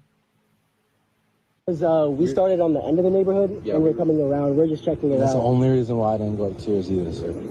I was actually just checking out the window cleaning. And I was just checking out the garage. I can tell you checking out the homes. I want to know why. I can tell you. Can you please put that away? If you want to, we're not nobody. You got the wrong. We're not. You got me? Everybody starts at 0, and your attitude makes you go up or down. Yes, sir. That's sad. Real simple. I know it is. It's ready to. It's always ready. Did y'all hear the boy told him to put the gun away? Them boys was fearing for their life. And they had a nerve to close this case up with this fucking psychopath man. I ain't even gonna say what I want to say, y'all, because I try to respect the elderly, but when them motherfuckers get out of character like this and make you say shit you don't want to say. Wow. Yes. Giovanni, what did you think? What happened? And tell us what happened. Honestly, that whole situation was crazy. Like, I don't know what they said prior, but we were just door to door knocking, going up and down all the houses. Only targeted a few. I seen a car garage. I mean, what's it called? Not a garage sale. And that's when I was walking by, just looking at some of the products, whatever, because there was nobody at the house. You did hear him mention that, whatever, cool. But I didn't like when he came up to me, only because I didn't know what was going on. I was basically waiting for them to get done offering their service with car detailing. And in the meantime, I'm just over here looking at this guy coming all the way across the street with his gun tucked on his pants and just holding it, ready to do whatever if I made the wrong move. And honestly, it's kind of upsetting, kind of confusing. I had no reasoning of how he might feel that way. And I feel that's why I was very much confused. But other than the initial conflict, when it got to the point of him escalating himself is where it got very confusing. Yes, we ended up holding our own and doing right and sitting still, just listening, comprehending, pulling out our phones, doing whatever we needed to do to make the situation correct, not engaging his false confrontation, whatever. I feel like by all three of us staying in line, understanding each other to a true level where we don't even have to speak to each other and just being respectful and honestly being a true human being is what got us to be alive and move on with the rest of our lives. And yeah, it's kind of weird to be thinking about it, that if we did even like pull out our ID wrong in a certain way or whatever, he might have just acted out. I feel like that was the crazy part. So honestly, I'm very happy. I'm very grateful that I was able to pull my phone out instead of my ID, because who would have known what would happen if we didn't have anything to prove, and that's honestly the scary part. Yeah, you said you decided not to be bothered by his false accusations, right? I seen him doing that the whole time. Yeah, it was pretty upsetting. Did you feel threatened? Yes, sir. It was very much one-sided and targeted. I felt as if he might not even have known that they were up there. And that's why in the video, I don't know if you've seen the full one, but like from the dash cam, but I had backed into a single file line within them three because he was still kind of lashing out at me for like who knows what reason. And you could see me kind of peeping over my shoulder or whatever, seeing if they're coming back, if they're hearing it, if they were listening, or if they even just saw what happened. And the guy didn't care. The guy was heavy set, stone, until all three of us came together and sat in line. And then that's when he started lashing out at all of us and really demanding. Check this out. This is how I can afford this Jeep Wrangler. Hold on, y'all. I was paying $243 for my brand new Jeep for insurance coverage. You can see the breakdown right here. And now. Yeah. It's Santi. What was going through your mind? Because Giovanni is saying it was almost like mental telepathy, like you were reading each other's minds and you realized that you didn't let it escalate. Did you know it was bogus, or did you feel, at any moment that this could escalate? Were you afraid for your life? I was definitely afraid for my life because I know they was. In the video, you can see that he says, "I want to know why you guys are here." And prior to that, we had explained to him multiple times the reason why we were here. So he was just being very ignorant and just wouldn't listen to any reasoning. Although we already explained everything, I felt like he was just trying to find any reason to, escalate it as much as he could. Because we already explained why we were there multiple times. And then he kept saying, "I want to know why you guys are here." Well, we explained it, sir. And we did it in a kind manner. We did it respectfully with no bad intention. So I would like to add to that. When Santi is saying that about answering everything that he had said, I feel like even with that, it didn't even have to be an action that could have been wrong of us that he would have acted out. I feel like even a wrong response would have made him go crazy. So by him asking all the questions, it really got to a point where it wasn't just about the questions. It wasn't about the reason why we were there. It was about when and how we were going to say the wrong thing. And that is what really made us take a toll. Like in our minds, I believe, even with the gun flash, they didn't realize it at first. I did. I felt very bothered by it at first until I literally knew that I could change the fact of the man and his anger until I couldn't. He's the one that was finding anything he could. And honestly, we were turning everything down. It sucked. It was scary, but we had to be the bigger person in We that got a weapon. situation. Absolutely. I don't know. I'm glad that we did. That man was in a rage.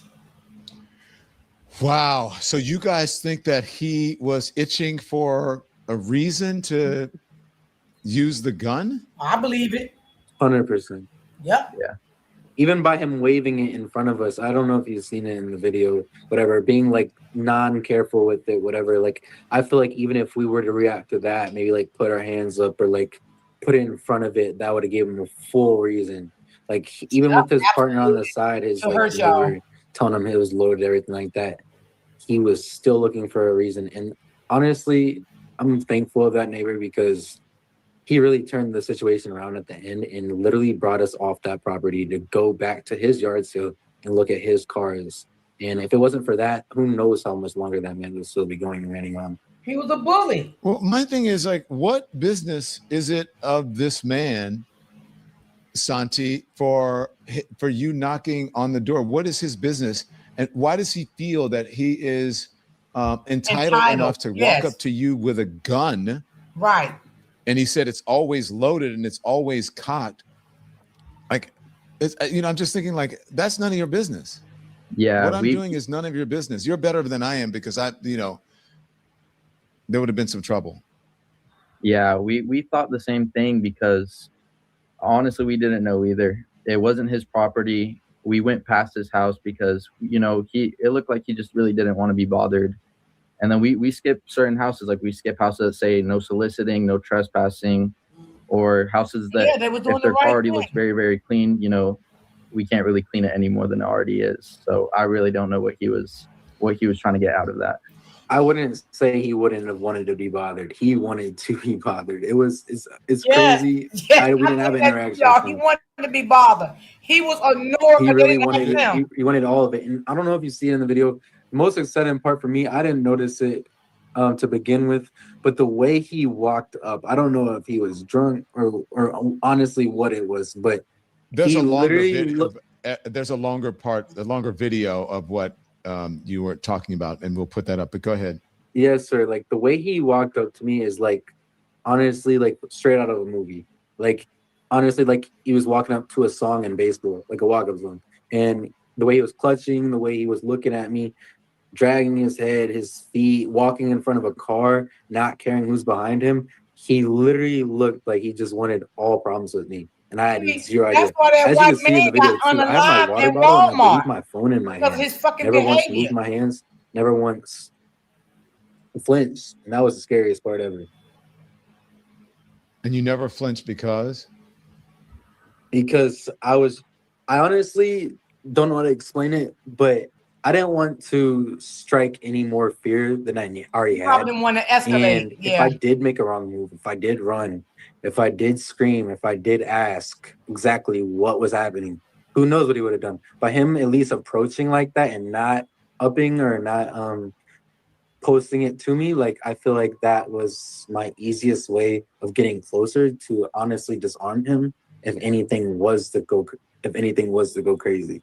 And from us being that far when he was walking me down or whatever, I wouldn't have been able to do anything but run. And I don't know where that would have gone. Had you guys ever had any altercation with someone like that?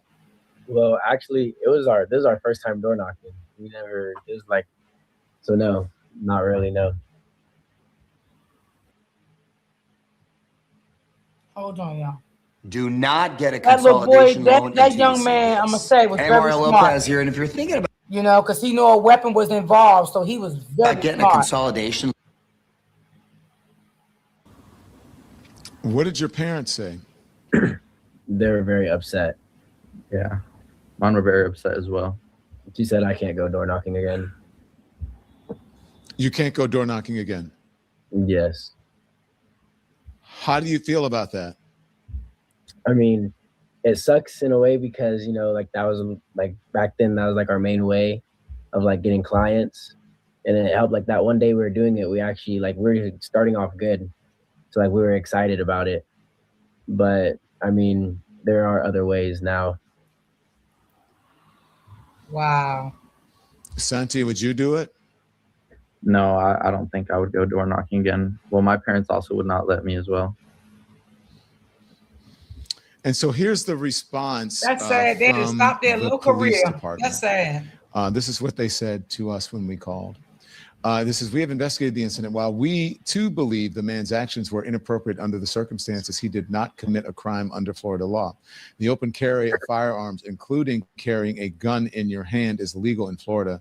The man did not commit the offense of improper exhibition of a firearm as defined by Florida law, aggravated assault, or any other crime. We did not cite the young men for anything, and any assertion to the contrary is wrong. The young men acted respectfully and calmly to the man, and they should be recognized for being the adults in what could have been a very different outcome. The matter is closed because there is no crime. Sergeant Jessica McKessie. How do you guys feel about that? That's what they wrote, y'all. I feel like there definitely was like a crime committed. Like I believe brandishing a firearm, like stuff like that. I feel like maybe they didn't want anybody to get in trouble. Like they didn't want him to get in trouble. I don't know. I don't think that's fair. Speaking of fair, you keep going, Alcos. I do feel like, this is my personal belief, but I do feel like if it was a black man doing that to 3 white kids, the outcome would be completely different.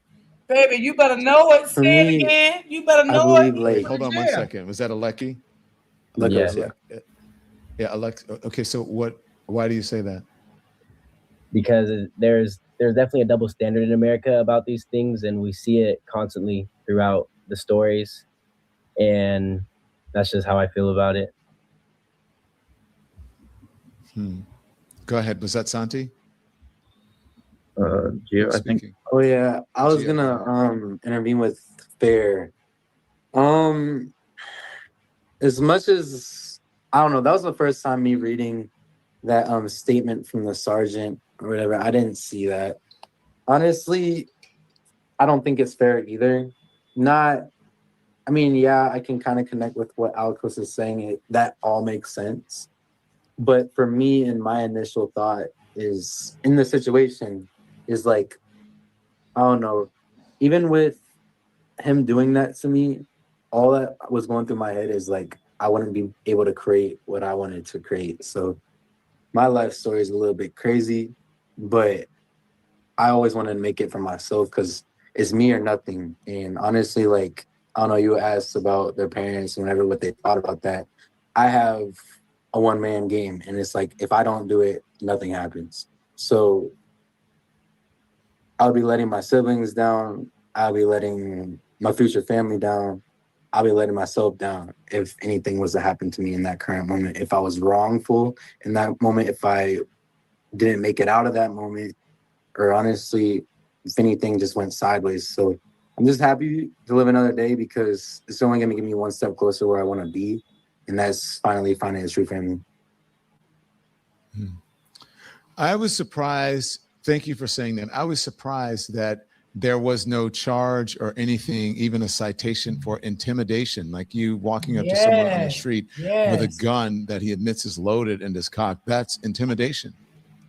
And I don't think you should be able to walk up on the street. I guess there were no laws that were broken, but I think someone should look into the intimidation law. And then the thing is that if you guys, the interesting thing is that he's carrying a gun.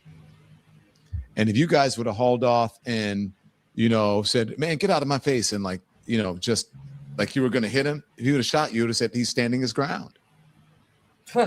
And you better believe that's why I think the gun laws or whatever it is in this country are fucked up because, pardon my French, I know you're young people, but that's why I think it's fucked up because, this guy could have killed you. And then he could have said, I felt threatened and gotten away with it. Do you understand that? I think those boys did understand that, and that's why they tried to de-escalate the situation. They was very smart, though. They was very smart boys, and they tried to de-escalate it. Yes. What do you think of that? I think that's crazy, honestly. I think it's crazy too. I feel like if you do have a firearm, you have a responsibility to be, you know, like, just be able to control yourself in situations and know what's the right time to use it and what's not. And Absolutely. putting Facts. three kids at gunpoint kind of and just demanding stuff, I just feel like that wasn't the right situation at all to use that. Well, you go ahead. I'm sorry, Gio. That man should have just known what to do. I don't like to just put in those words, but obviously you see him in Pinellas County. Obviously you see 3 young kids doing something different. The difference is, like, he doesn't know us. We don't know him. But whenever we don't know somebody, we open people with arms. We open people with a smile. We walk up responsibly, respectfully. That's so sweet. If he just took a few steps closer and just asked, she probably wouldn't even have said anything. He would have walked home. Like, we're that respectful. We're that responsible. We're that much professional to the point where we will be seen like that from away. Yeah, we might have the hair. Yeah, we might have the color. But I don't know if you've seen, we're wearing the perfect outfits. Honestly, yeah, it could have been better color coded. We could have all been wearing the same thing. But he did not hear us speak. He did not hear our approach, see our approach, view how we stand. He didn't see anything. Right. And I don't know, it shows a lot with school. Me and Alikos we're not related, but everywhere we walk, people think we're the opposite they think we're the opposite person. Like, they think that we're twins, even if we're not in the same room. They might call us the other name. And that shows a lot, because as we're coming from a respectful person that leaves a lot of good views on himself, it's crazy that another person might think that another person is me, or I'm the other person, which would be Alikos. We have a very good presence in St. Pete, to the point where it's not huge, but it's whoever knows us remembers us. And that would not have been something cool for that guy to be messing with. And it might not have seemed like that at first, but it's going to only be like a domino effect. Everybody that hears from us, there would not be one wrong concern, like, about how we were a bad kid. It'll be all good. And it's the hard part. Let me just say something to you guys, because I could be your fathers. I could be your father.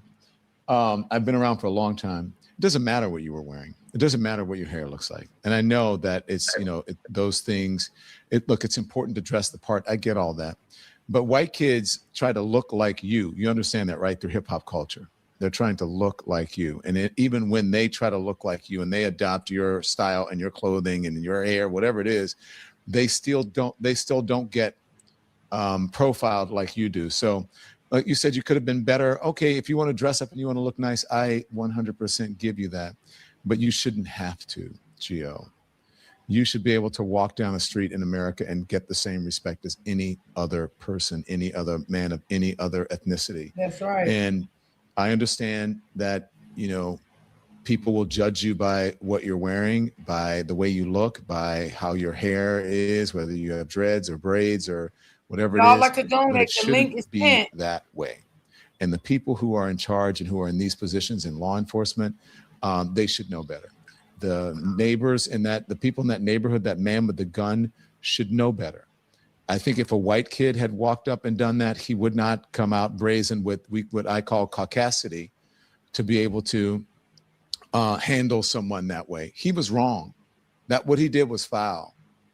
And because I believe in a situation like that with him carrying a gun, they should have taken him away. Yeah, we couldn't even confront him. Yes, that's what I'm saying. Because you are considered the aggressor in this situation, the suspect, when you are actually the victim. And that's what America doesn't understand. So look, just know that. Okay. And if you guys need any help, let me know. There are also people asking how they can support your business, because you have a business. I don't know what it is, but let us know. And you can tell me at the end of this. I want to know, have you guys been following, and maybe you haven't because you've been involved in your own thing, what happened in Mississippi with the young man who went missing? They thought he drowned. They're not sure. There's an investigation that's going on. His name is Nolan Wells. You guys familiar or no? I heard a little bit about it, yes. It's so easy to become a podcaster with Riverside. Hold on, y'all. First, go to They are Riverside so and open an respectable, account. y'all. You When can you're ready tell to those record, boys just hit are Rec to very capture respectable. high quality audio and video. Tell that. Gio, anybody? Yeah, I heard a little bit about it over TikTok and the news and stuff. What do you think? Well, I only heard a few sides of the story, but honestly, it is upsetting. I don't know. I feel like even like every day you go on TikTok now, there's a news story about this type of ordeal. Like people aren't dying the same way anymore. And it's like it's becoming very common to see like even very young people dying. And that's very much a set. In that video you have right there, I don't know if it's gonna show it. He is with his white friend group. I heard that they're known for the substances, allegedly known for the substances. And he also has a black friend group. He plays without all of them in sports, but allegedly the black friend group had said that they didn't like the white friend That group. was the AI. That's AI. That's not real. What? We're told that's not real. The black friend group that's on It social is? media. Okay. Yeah, I told y'all some of this stuff. Because we checked it out before, and according to I knew our it. trusty assistant, so we'll That's double check that's that. crazy. Yeah, that's the thing that people Don't know like what to see it at all. Yeah. I don't know. Sorry. I was gonna say I don't know much about the situation, but I do want to send prayers out to his family. This is horrible what happened, and I'm so sorry. Oh, that is so sweet of him. Anything you want to say, Mr. Santos? Nothing. Honestly, the same Yes, thing. I'm I do not just want to saying- send prayers out to his family. I don't know that much to speak too much on the topic, if I'm going to be honest with you. Giovanni Linhart, Alikos. I've been calling you Aleko. Every Sorry, well-spoken Alikos young is all where man. you put the emphasis. Alikos speaker and Santi Salinas. Thank you all. I'm glad that you're safe. Okay. And you guys are, the way you handled it and conducted yourself, you are just amazing gentlemen and very mature for your age. Yeah, they are. So how did the folks help you with your business? So we are in the process of making t-shirts right now. We do have a GoFundMe, but it's not working at the moment, but we are going to get it back up and running. So you can follow us on Instagram at 2cleanwhips and also on Facebook at 2cleanwhips. And It's the number 2. It's the number 2, right? And tell them about how there's a link in the Facebook within the booking. Well, let me clear this up. It's 2 and then CLEANWHIPS, right? Yeah, it's both actually. So Or there's is it 2WO? Either one, it's both. Okay. TWO and the number 2 Clean Whips on Instagram and Facebook. And you can also leave a 5-star review online if you like. And in the bio, we do have a where you can support and donate, but we will be making merchandise soon. Thank you, gentlemen. Thank you, guys be Mr. safe, Thank you. okay? Have a great rest of your day. Thank They you. were You so too. I appreciate respectable, you guys y'all. for coming on. Very I did not want the much. story to Very get respectable young go too man. long without being told. Thank you very much. I appreciate it. A word from our sponsors. Here's something I've learned over the years. The more complicated something is, the easier it is for somebody to take were so advantage of respectable, you. y'all. That's true in politics. And I hate That's what true in the happened to them. news. And it's true when you're trying to figure out. Or quick question. Hi, Barbara Palmer. Let's go I to don't know if you want Hey. to comment on the young men who were so graceful and respectful, or if you want to comment on what happened in Mississippi with Nolan Wells. Well, yeah, I did want to talk about Nolan Wells at first, but at He was first just very want to respectable. express my gratitude that these 3 young men made it out of their situation alive. Yes. Things could have gone south very quickly. And so I am so grateful because all my children are mixed. So when I see the youth of America that are mixed race, Black, Latino, all nationalities, I see my children in them. And they very easily are targets in this day and age. And the vigilantism that's going on, it's happening in all 50 states. And it needs to stop. We had an incident a couple weeks ago in Shakopee in Minnesota where a neighbor confronted two Somali young ladies that were house hunting in the neighborhood, and that went viral. These Barbara, threats thanks. of violence, Thank you even for your brandishing comments. gums.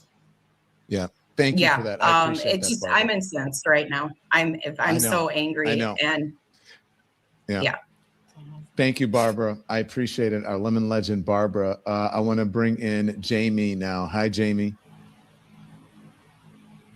Hey, have you ever been told you have a nice Hold voice? on, y'all. Well, what if I told you you could turn your voice into Hey Don, what's up? What's up, handsome? Well, having a cold made my voice deeper, so I won't mind that much. But anyway, Daniel mentioned yesterday like the whole Trump fatigue, and I have hate fatigue. I feel like no matter who you are, unless you've got money and you're white, there's a reason that somebody's hating on you. The judgment, the hate, the shade, the things that we have normalized that are so beyond abnormal. And I don't really have an answer. It's just more, this much hate out loud. I mean, it shows us who we're dealing with, but it's also being emboldened. And I don't know what the answer is because it just seems to have no bottom. Well, I think That's it's all. being emboldened by the folks who are running this country. Donald Trump has become the imprimatur for people thinking that they can treat you a certain way. That's why people think they can walk up to you on the street like they did with those young men, and that's not happening. Thank you, Jamie. Jamie, you're always showing up and showing out with your lemon merch. I love it. Thank you, Jamie. I get stopped with this stuff on. Oh, good. Tell them where to find us. Who's up next? May Money. May, how are you? May, I like the shirt. Looking good. Thank What do you. My got? mom just gave it to me today. She's really good at finding things. Hey guys. I just want to say, like, my condolences to those young men for sure. Like, they just were so nice, so cool. I'm really saddened by like how our youth, and I kind of consider myself youth as well, are like in danger. Really, like.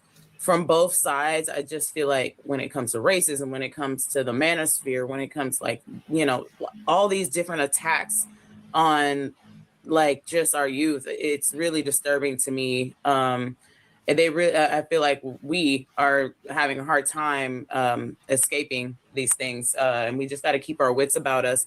I did want to touch briefly on the Nolan thing. I wrote down notes, but then we changed subjects a little bit, but I think like I grew up in a very diverse community. I think it's weird to be around one type of person, all Black people, all white people. Like I know like everybody's here where I'm from. And I really do implore people to find more diverse communities that they can be around, because I think diversity is like really good quality of life for humans. I think we like need diversity within our lives. I think that the lack of diversity hurts us in a lot of ways. Because I would never experience something like that within a friend group with what Nolan experienced. And when it comes to just like the nefariousness of it, we don't know yet. There's a lot of things that makes me think that it was nefarious, but I won't pass any judgment until let's find out. But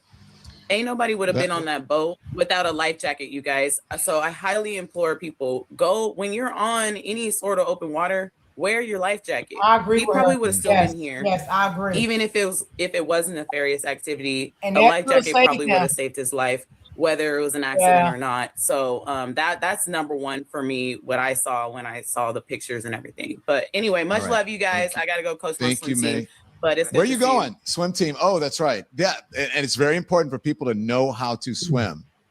It's very, very, very important. And water safety, like know yes. how to be around water.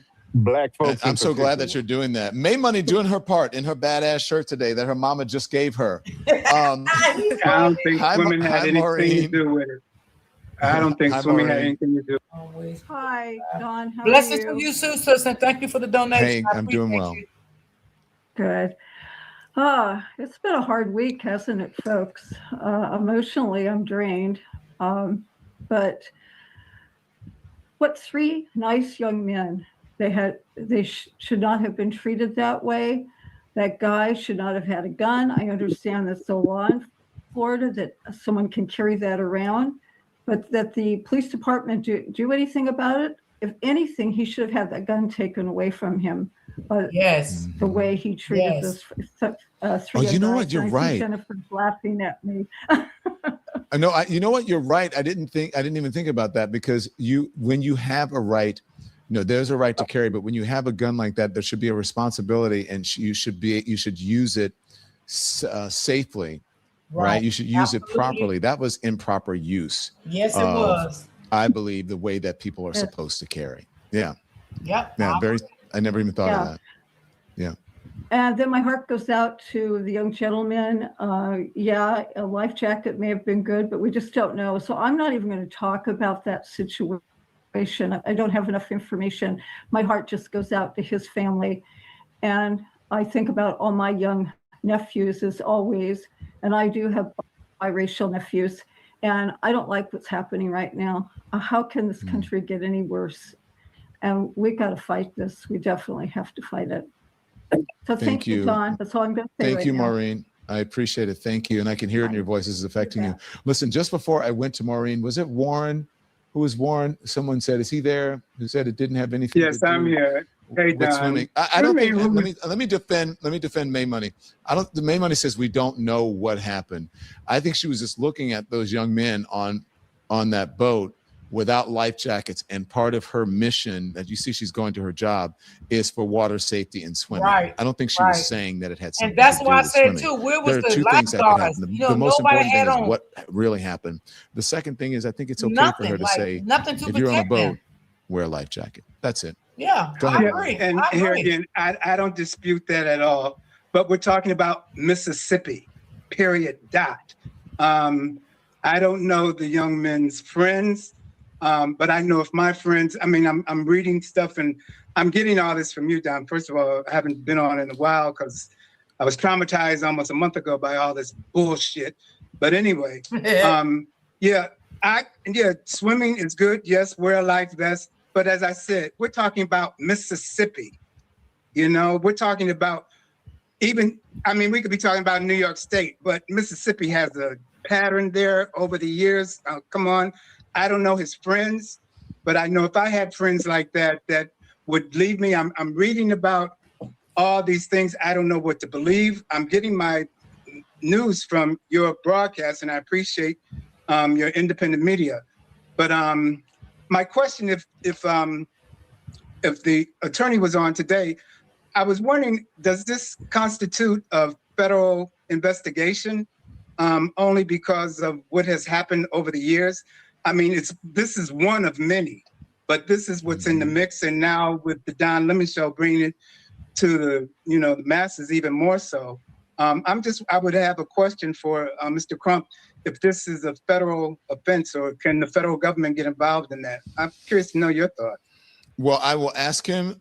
We're trying to get him because he said he was going to come back on. As you know, I just reported at the top of the show, or maybe you weren't at the top of the show, that there's going to be a press conference tomorrow at noon in Harlem with Ben Crump, Reverend Al Sharpton, and the family. And perhaps he will answer some of those questions. But also, you're talking about history, and let's being real about the time that we're in. Do we really think that anyone in the federal government right now is going to open up a case like this for a black man? I'm just being honest. And that's why it's important to vote. And I like your honesty. I agree with you about Mississippi. I grew up in Louisiana.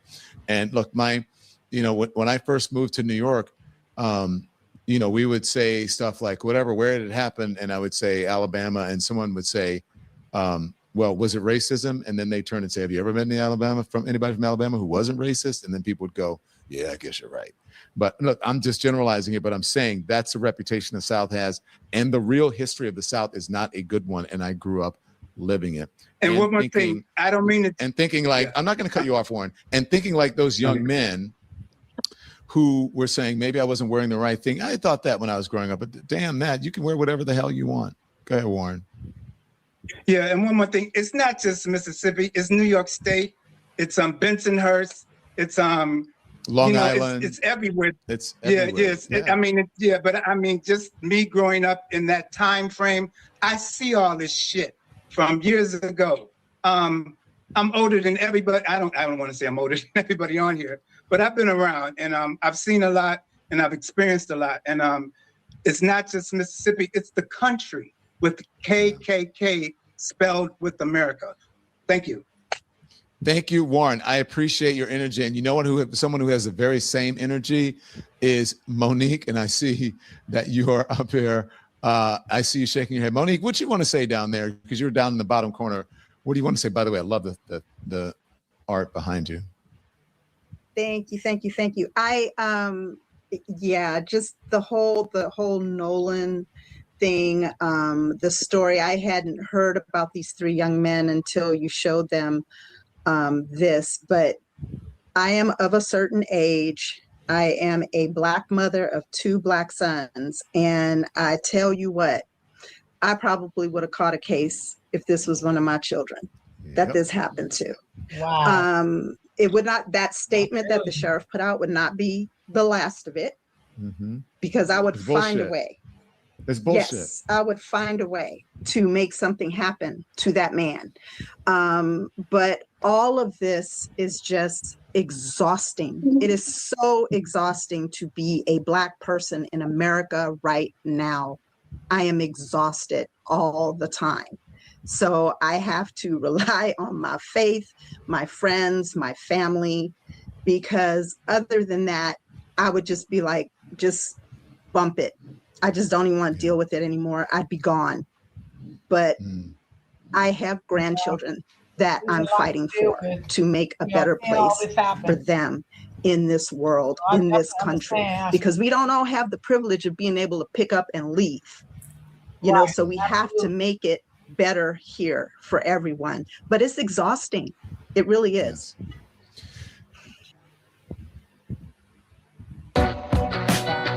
I understand what she's saying. It is too much. Every time you turn around, a Black person is getting unalive. Meet Lulu Tox, a breakthrough in hormonal wellness. So I get how she feels. It starts working with your very first morning sip and attacks the... Thank you, Monique. I appreciate it. Jen Griffin, I see you. I'll get to you, Kev, but Jen, you were on this morning. We took phone calls, and I was thinking it's Wednesday. I'm like, I'll see you tomorrow, and then they're like, Don, it's Thursday. But how you doing? I know you got a lot to say, ma'am. Well, I live right here where all this took place, and I know that in Gulfport, which is only about 15 minutes from me, it used to be a sundown town. Yeah, some people say that it still is a sundown town. It's a group, it's a small subset of St. Petersburg, Florida, that's predominantly white and relatively poor. So I can understand why this happened in Gulfport, because I've been over there many, many times. And white people stare at you when you go over there. Wow. And Black people generally don't go over there.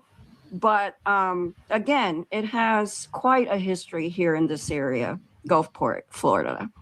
So when you come here, Don, to this area, you're coming to St. Petersburg, you ought to ask those young gentlemen to come. I already have tickets. You read my mind. I'm going to ask those young gentlemen to come. I'm also going to ask the Nolan Wells family to come. I'm not sure how close it is, or maybe I'll, bring them into something, close to where we are. But thank you. You're reading my mind, Jen. And you be safe. Yeah, okay? I already have tickets. And tell everybody they need to come see us. DL and DL. We'll be there. I don't even know the dates that we're going to be there, but it'll be close because we're starting in Fort Lauderdale, and then we'll be there soon after. Yeah. All right. Yep, I'll Thank be you. there. Hey, Jen, thank you for your support. Like morning, noon, and night. You're on the morning show. You're calling in with the callers. You're on the legends. I'm so proud of this community. And I love what May Money said. People think because May Money is very direct, and she says how she feels. And many of the members of the Lemonation and our legends do.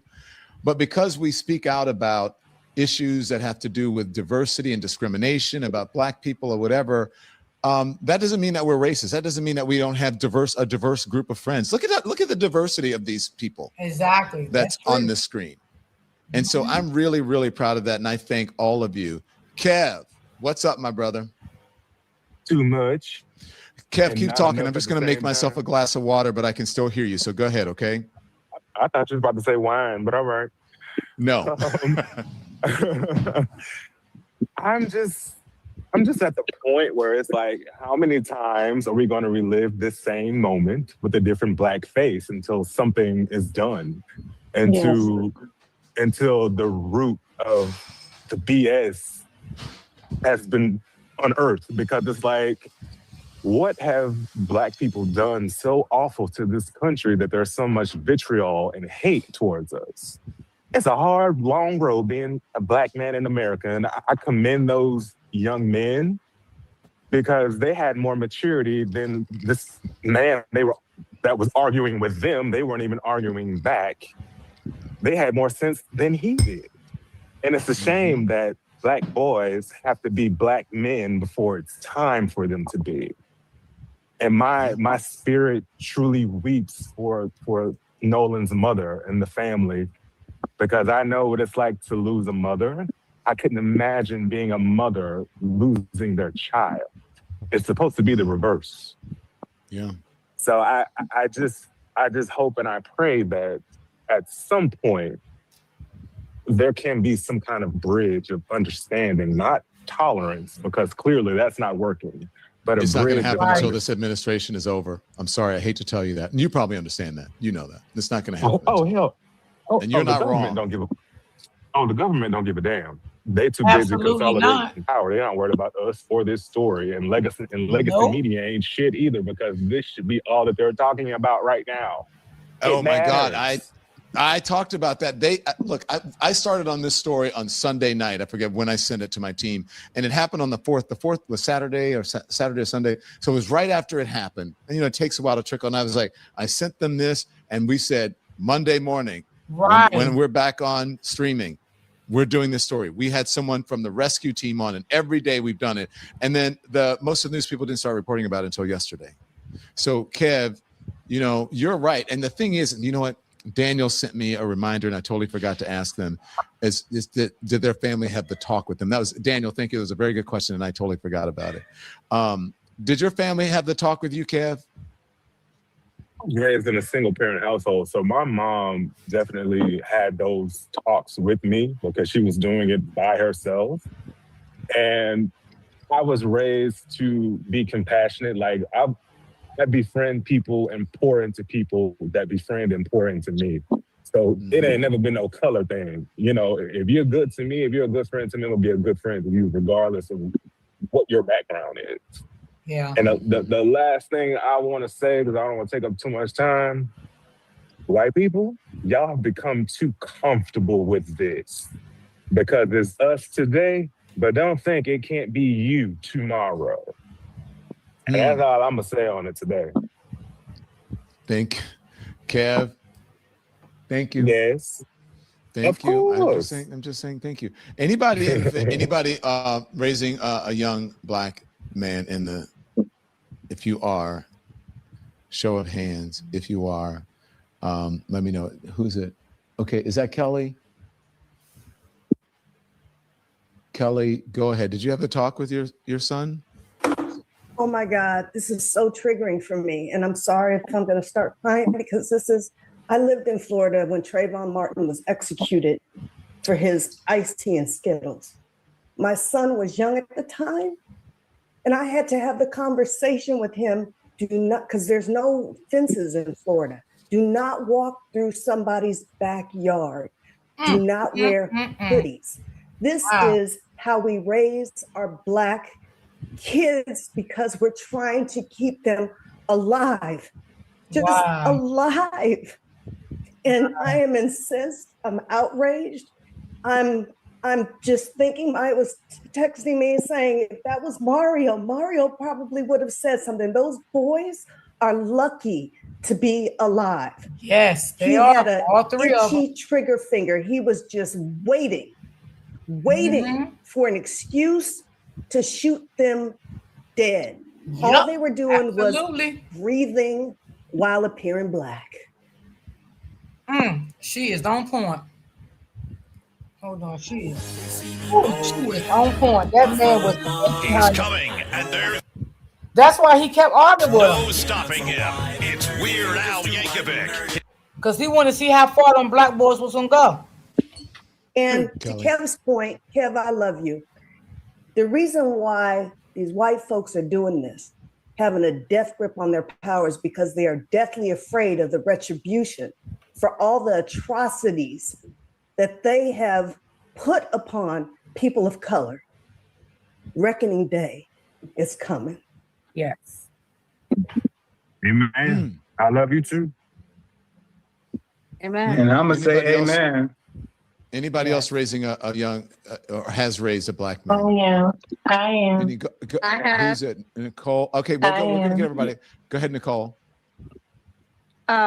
Yes, as the mother of two young black men, it is a scary proposition to have to raise them in America. When they were in their teenage years, we were living in North Carolina, and that was a very scary situation because we were coming from New Jersey. I found those young men to be just amazing. They've been raised well.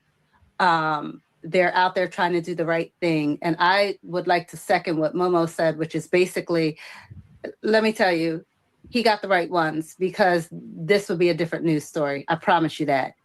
And I wanted to say, I feel so bad for what happened to Nolan, and I feel for his mother. My heart is breaking just with every single story.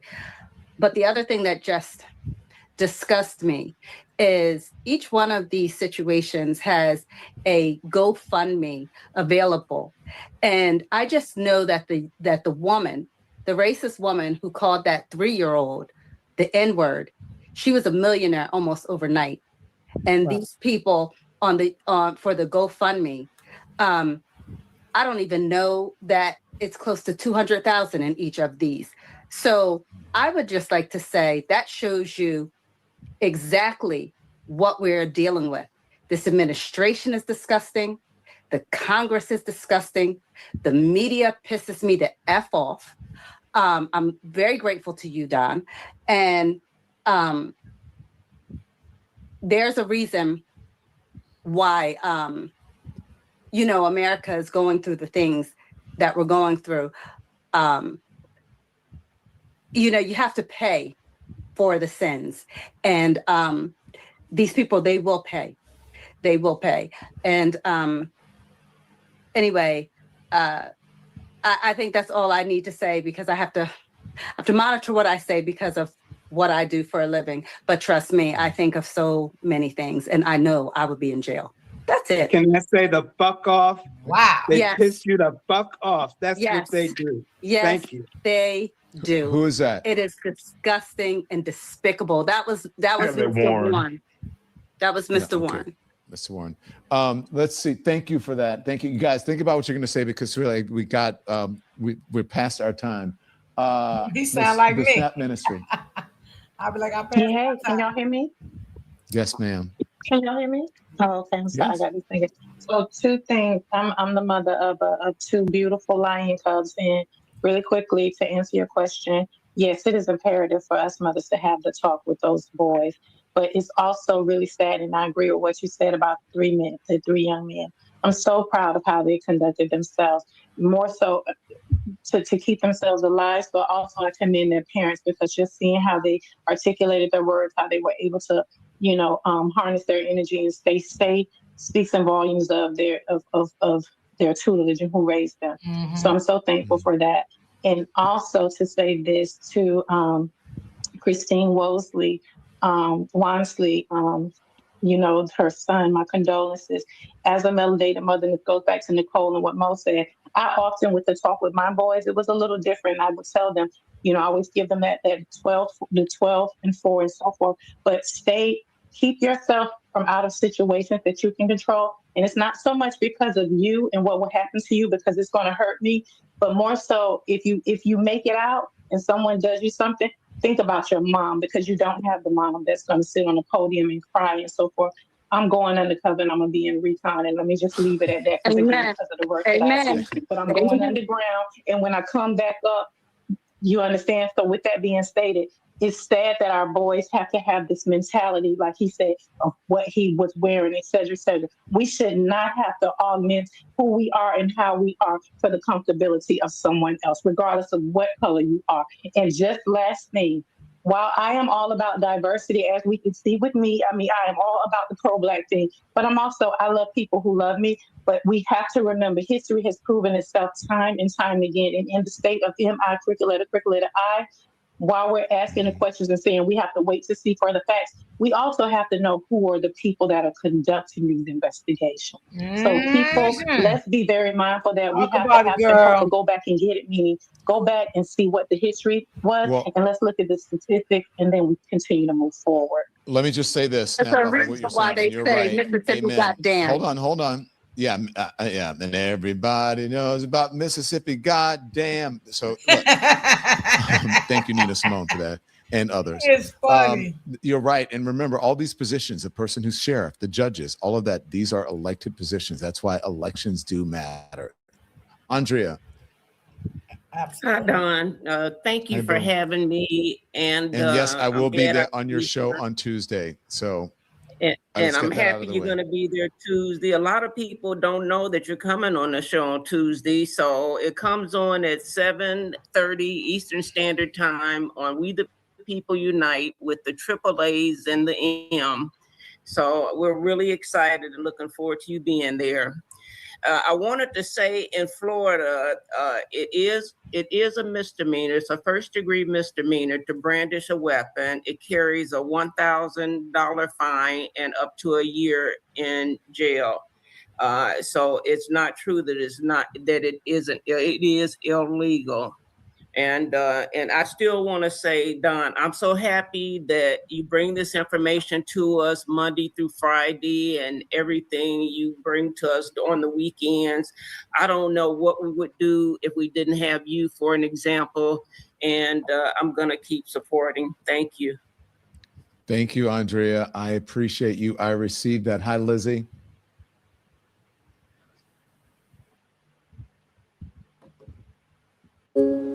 You be having a nice panel. Hold on, y'all. It's almost done. Well, I could feel the pull. Hi, sorry.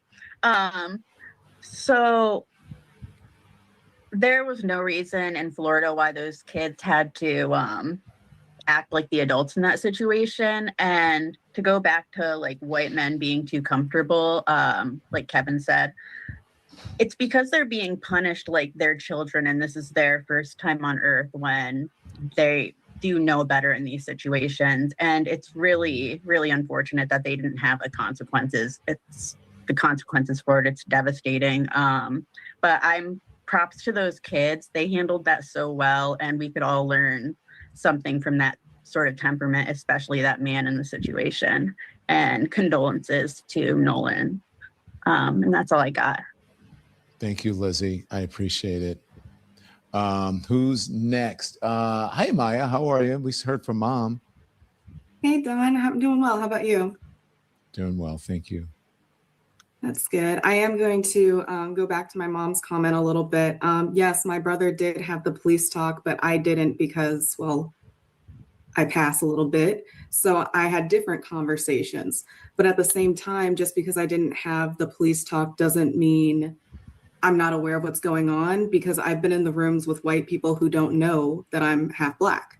So I've heard them unfiltered. And for anyone who says that, oh, it's never a race problem, it's not a color problem, Black folks are just making this up. No, I've heard y'all. It's you. Wow. This face is telling you it's you white people. Wow. Get your shit together. Thanks.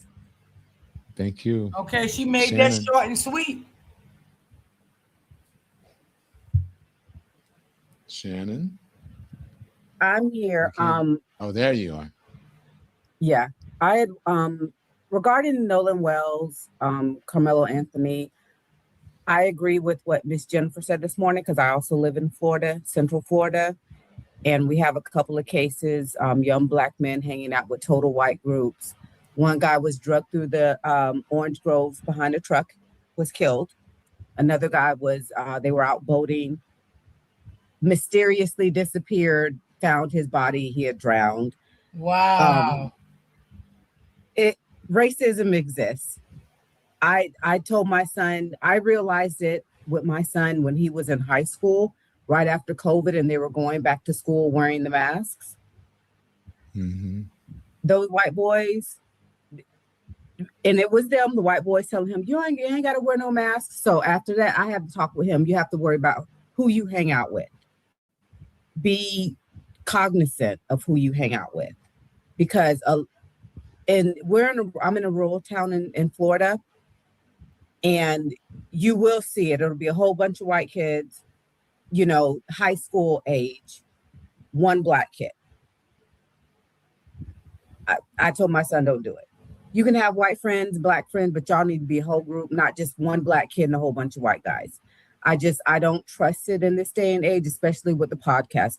This podcast bros with these kids between the ages, 17 to 25, 26. You never know what can happen at this point. That's how I feel about it. My prayers go out to Carmelo Anthony, Nolan Wells. I hope they can find, you know, justice, but it's Mississippi.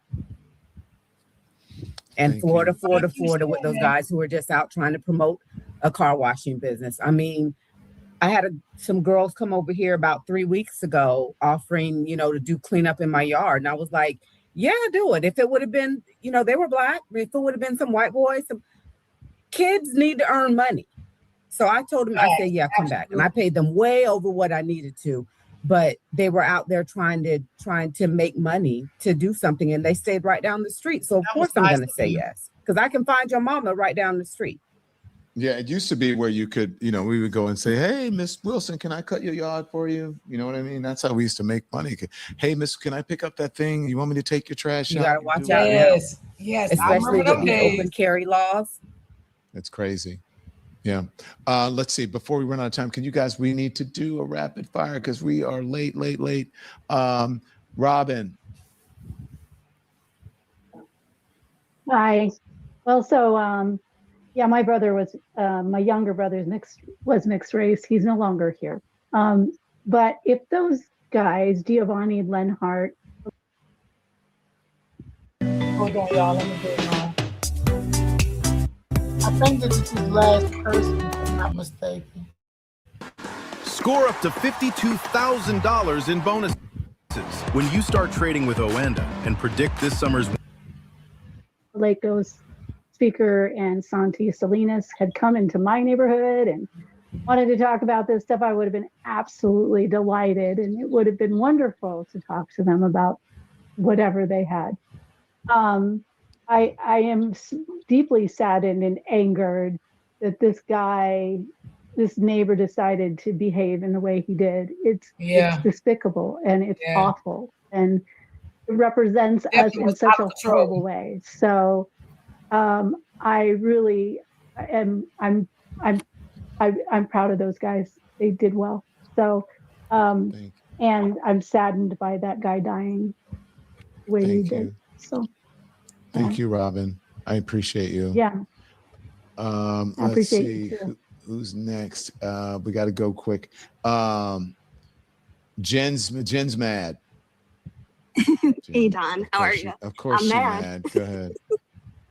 I just want to say, so I grew up in Bridgeport in Chicago, which was basically an all-white neighborhood, and I have a father who is from India, so I was pretty much the only mixed race person that I knew. So I've been there, and when people say that we're over race and we've transcended that, you know that the existence of Black bodies in racist white spaces is considered a threat. That them just being there is still considered a threat, and that white people think that they are justified in policing people on the streets. And I think that it's so great that Nolan's family has Attorney Crump, because I think about Trey Reed from Delta State and how they found him hung and, just close the case right away. And we can't trust our criminal justice They system close to the give case, us get rid justice. of it quick. And I always tell my son, we Thanks, Jen. investigate. They ain't I appreciate it. investigating. Alex Robinson. Hi, Don. Thanks. No, Alex. I'm not really surprised that racism happens in a racist country. So when you think about when Barack Obama was president, that's when Trayvon Martin was killed. And all he said was, if I had a son, he would look like Trayvon. And there was a huge backlash to that. The racism in America is about power and the infrastructure and the flow of resources. And the people who are running it are not interested in seeing it changed, no matter how much we talk about the social policy aspect. That's what I wanted to say. Thank you, sir. And I just was reminded by producers I've been going, we need to get a word in from our sponsors. Here's something every entrepreneur learns sooner or later. Coming up with the idea usually isn't the hard part. It's everything that comes after. Building the website, processing payments, keeping track of inventory, shipping orders, answering customer emails. One minute you're doing what you love, and the next you're buried in the business of running the business. I know exactly what that's like, because that's what building the Don Lemon Show looked like for me. That's why that was his thing. That was it. So yeah, it is a lot going on, y'all. Y'all know tomorrow is Saturday, and I won't be live, but I'll probably drop a video. I got some little errands to run tomorrow, but I probably will drop a video around about 2:00 or something like that. And I hope his mom does the funeral live. That would be great. We can watch it and everything, So I will see on that, because we don't know if that's what she wanted to do or keep it private. We don't know. So we'll wait around for that. And we'll wait around for the autopsy from DC and the one from Mississippi, because he said neither one of them. Well, he said the body just got to DC, and they haven't got the one back yet from Mississippi. So we'll see. We'll see what it all add up to. But again, y'all, I do not believe they was on the same. They was on different boats. I just got to keep saying that. If I'm proven wrong, I'm wrong. But I just don't believe they was on different boats. I believe they was on that same boat. I believe that. I believe something went wrong on that boat. I believe an argument did happen. And I believe that they really did something to that boy on that boat. Okay? They did. Yep. I believe they definitely did. They did something to that boy on that boat. And they know they did. They know they did. So, it's sad that she has to go through this, and I hope she get the justice. I hope she do. I hope they do not close this case until they look at everything, and I hope people that was there come forward. And like I said, the only reason I feel like it was not another boat, for the simple fact is that where's the other people on the boat that Nolan supposed to have been with? Where's those people? Why those people not speaking out? Okay. Why those people not speaking out? That's why I say I do not believe it was two boats. I believe that was a stuff off. And something else I'm going to tell y'all before I get off. Y'all, remember the other black boy that was with him? And he said he was Nolan's friend? I'm just going to be honest with y'all. I don't trust him either at this point. I don't. I don't know how the mom and dad feel about him, but I don't know if I trust him right now neither. I'm just being honest. Great live, Miss D. Have a blessed day. Thank you. She said, clock it. Yes. I don't trust him neither, girl. Nope. I don't trust him neither right now. Girl, my discernment would have been picked up and told me, D, don't you trust none of them. All of them is a suspect. And there ain't no goddamn second boat. No, they did not split up. That boy did not get left out on no island. That boy came back with them. Did you hear what Bill Crump said today? He asked them what the fuck he was doing in their phone. Why y'all in my phone? What is y'all doing? Yeah. Yeah. Yeah. It was an argument. It definitely was an argument. How it started, we don't know. But they did something to that boy. They really did. So I will see y'all tomorrow. I will drop a video tomorrow around about 2 or 2:30 because I got some errands to make a little bit tomorrow on my little day off. Y'all know I take my Saturdays and Sundays. And thank you, Sonia, for the coffee. And it was somebody else too. Thank you. I appreciate that. Yeah. And y'all make sure y'all hit that like button. And y'all, again, I don't get monetized on this page. I don't get paid for this page.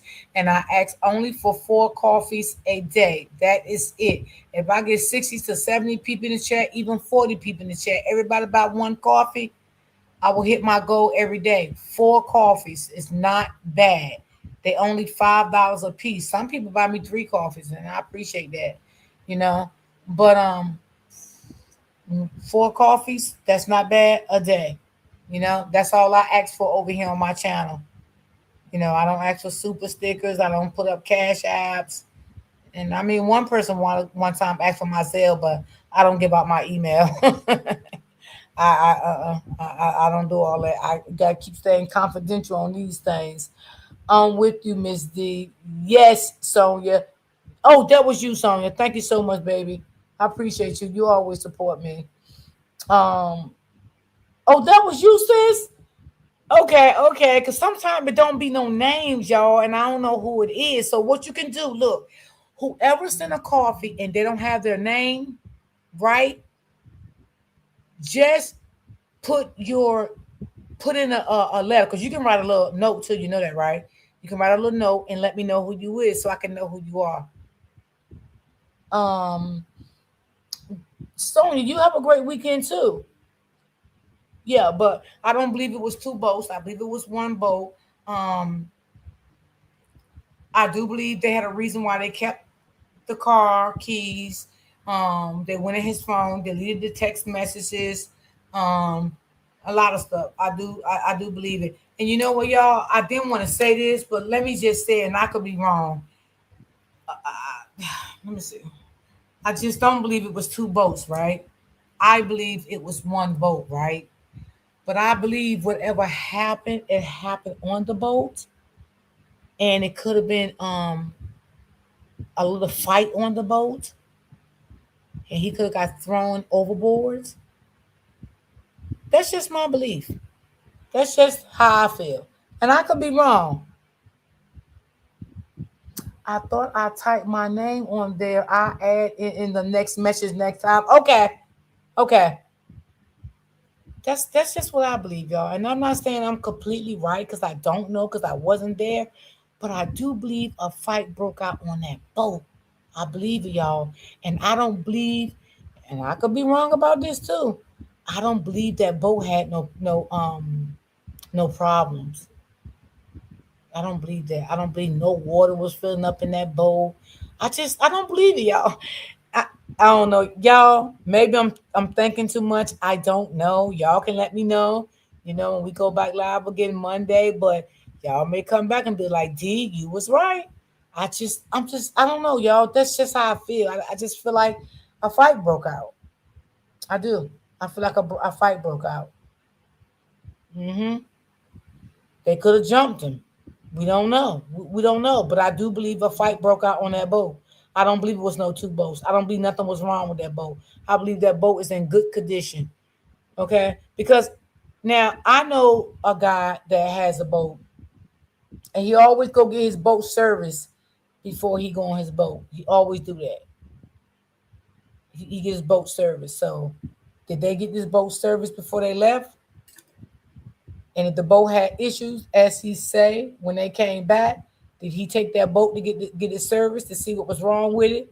And if you did, the police department should know where you took that boat to get it service, and the police department should have access to where you went so they can see what they came up with that was wrong with that boat. That's the investigation, okay? Take that boat and get that boat service, okay? The police department should man for that boat to be serviced. and go back there and see what was wrong with that boat. Was anything really wrong with it, or nothing was wrong with it? I believe it was a fight, or neither. They put him off and told him to swim. Oh, girl, yes. You with me? You with me? Yes, yes, sis. Because sometimes, you know, you got to think out of the box when it comes to certain stuff. And I know sometimes we don't want to think the worst, you know what I mean? But when it comes to situations like this, sometimes we got to think things that we really don't want to think sometimes, you know? It ain't that you being negative. It's just you being a critical thinker. That's it. Do the boat belong to the judge or who it belongs to her son? The boat belongs to the judge stepson. They serviced it at the house. So was the boat serviced at the house when they got back or before they left? And if they did get it serviced, what happened? They have already out the boat down. And another thing, y'all. See, a lot of people think that judge, that's his real mom. No, that's not his real mom. That's his stepmom, right? So the other day on Instagram, the lady was like, some lady had said, the mama doing a lot of talking. So I wrote her and I said, well, baby, that's not even the mother. The real mother and the real father ain't saying nothing because the stepmama doing all the fucking talking. Okay, she probably said, y'all step back, be quiet. I got this. Because the real dad of the boy have not said anything. The real boy of the dad is married to the judge. That's her stepson. So the real mom has not said shit. The real dad have not said shit. So the judge is really speaking for the real mom and the biological dad because they is silent as a rock.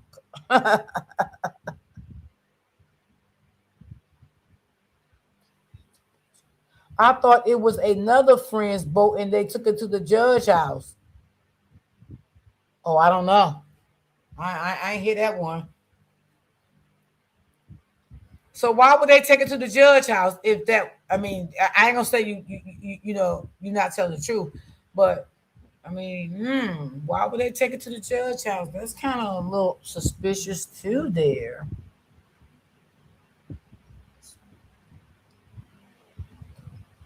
They never served it. They did it themselves, washing away the evidence. Got you. Got you. Okay, I got you. It seems like she's speaking for all of the kids. Absolutely. Absolutely. Absolutely. That's why the attorney. I'm gonna see can I find that video, y'all. If I can find it tonight, I'll do a live. Not a live, but I do a recording video on it because the attorney was saying that. I forgot where I seen it. I gotta hunt for it, y'all. I gotta get some rest first. I'm tired. And then I can look for it. If I find it, I'll do a recording on that tomorrow. Yeah, she sure is. She's speaking for all the kids that was there. Yeah, just take notes of. I peep game. She probably talking to their mom behind the scenes and everything. Yeah, y'all lawyer up and this and that. And yeah, she's an old snake lawyer. I mean, judge, she's a snake. You know they is anyway. So yeah. Yeah, that's crazy. That's crazy, y'all. But you know, I know people want me to cover that case about the little girl, but I can't do that right now because I'm on these 2 cases, and that's a lot for me to cover 3 cases at one time. I don't have enough time in the day for all that. My energy I be tired sometimes. I really do. Sometimes I cook before I go live. Sometimes I cook after my live, y'all. And then I got to set up on the computer, look things up. I have to review it before I play it because I don't want to play nothing that would exterminate my channel. So I have to play it. Then I have to go back and go into my other thing to do the thumbnail. Y'all, I be fucking tired. Like, for real, for real. Yes, snakes, girl. Plain out snakes. Plain out snakes. Yes, there are plain snakes. So I'm gonna look for that recording today. I hope I can find it. I gotta remember where did I see it at? Yeah, I gotta remember. And then I know my boy coming live tonight, so I'm gonna ease on over there with him tonight, because baby, he be putting that belt to the ass over there. Sometimes I don't go in the chat. Well, I'll go in and speak, then I come back out, but I'll be like doing things and I'll just be listening to him. But I love his lives. I like him because he's funny. He's funny, you know, and he let you know how he feel. That's for sure. Shit, he don't hold back shit.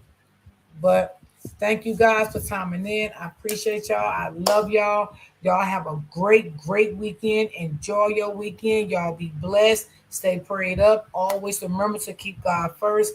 And I will definitely see you guys tomorrow on my recording. And I will see y'all guys live again on Monday.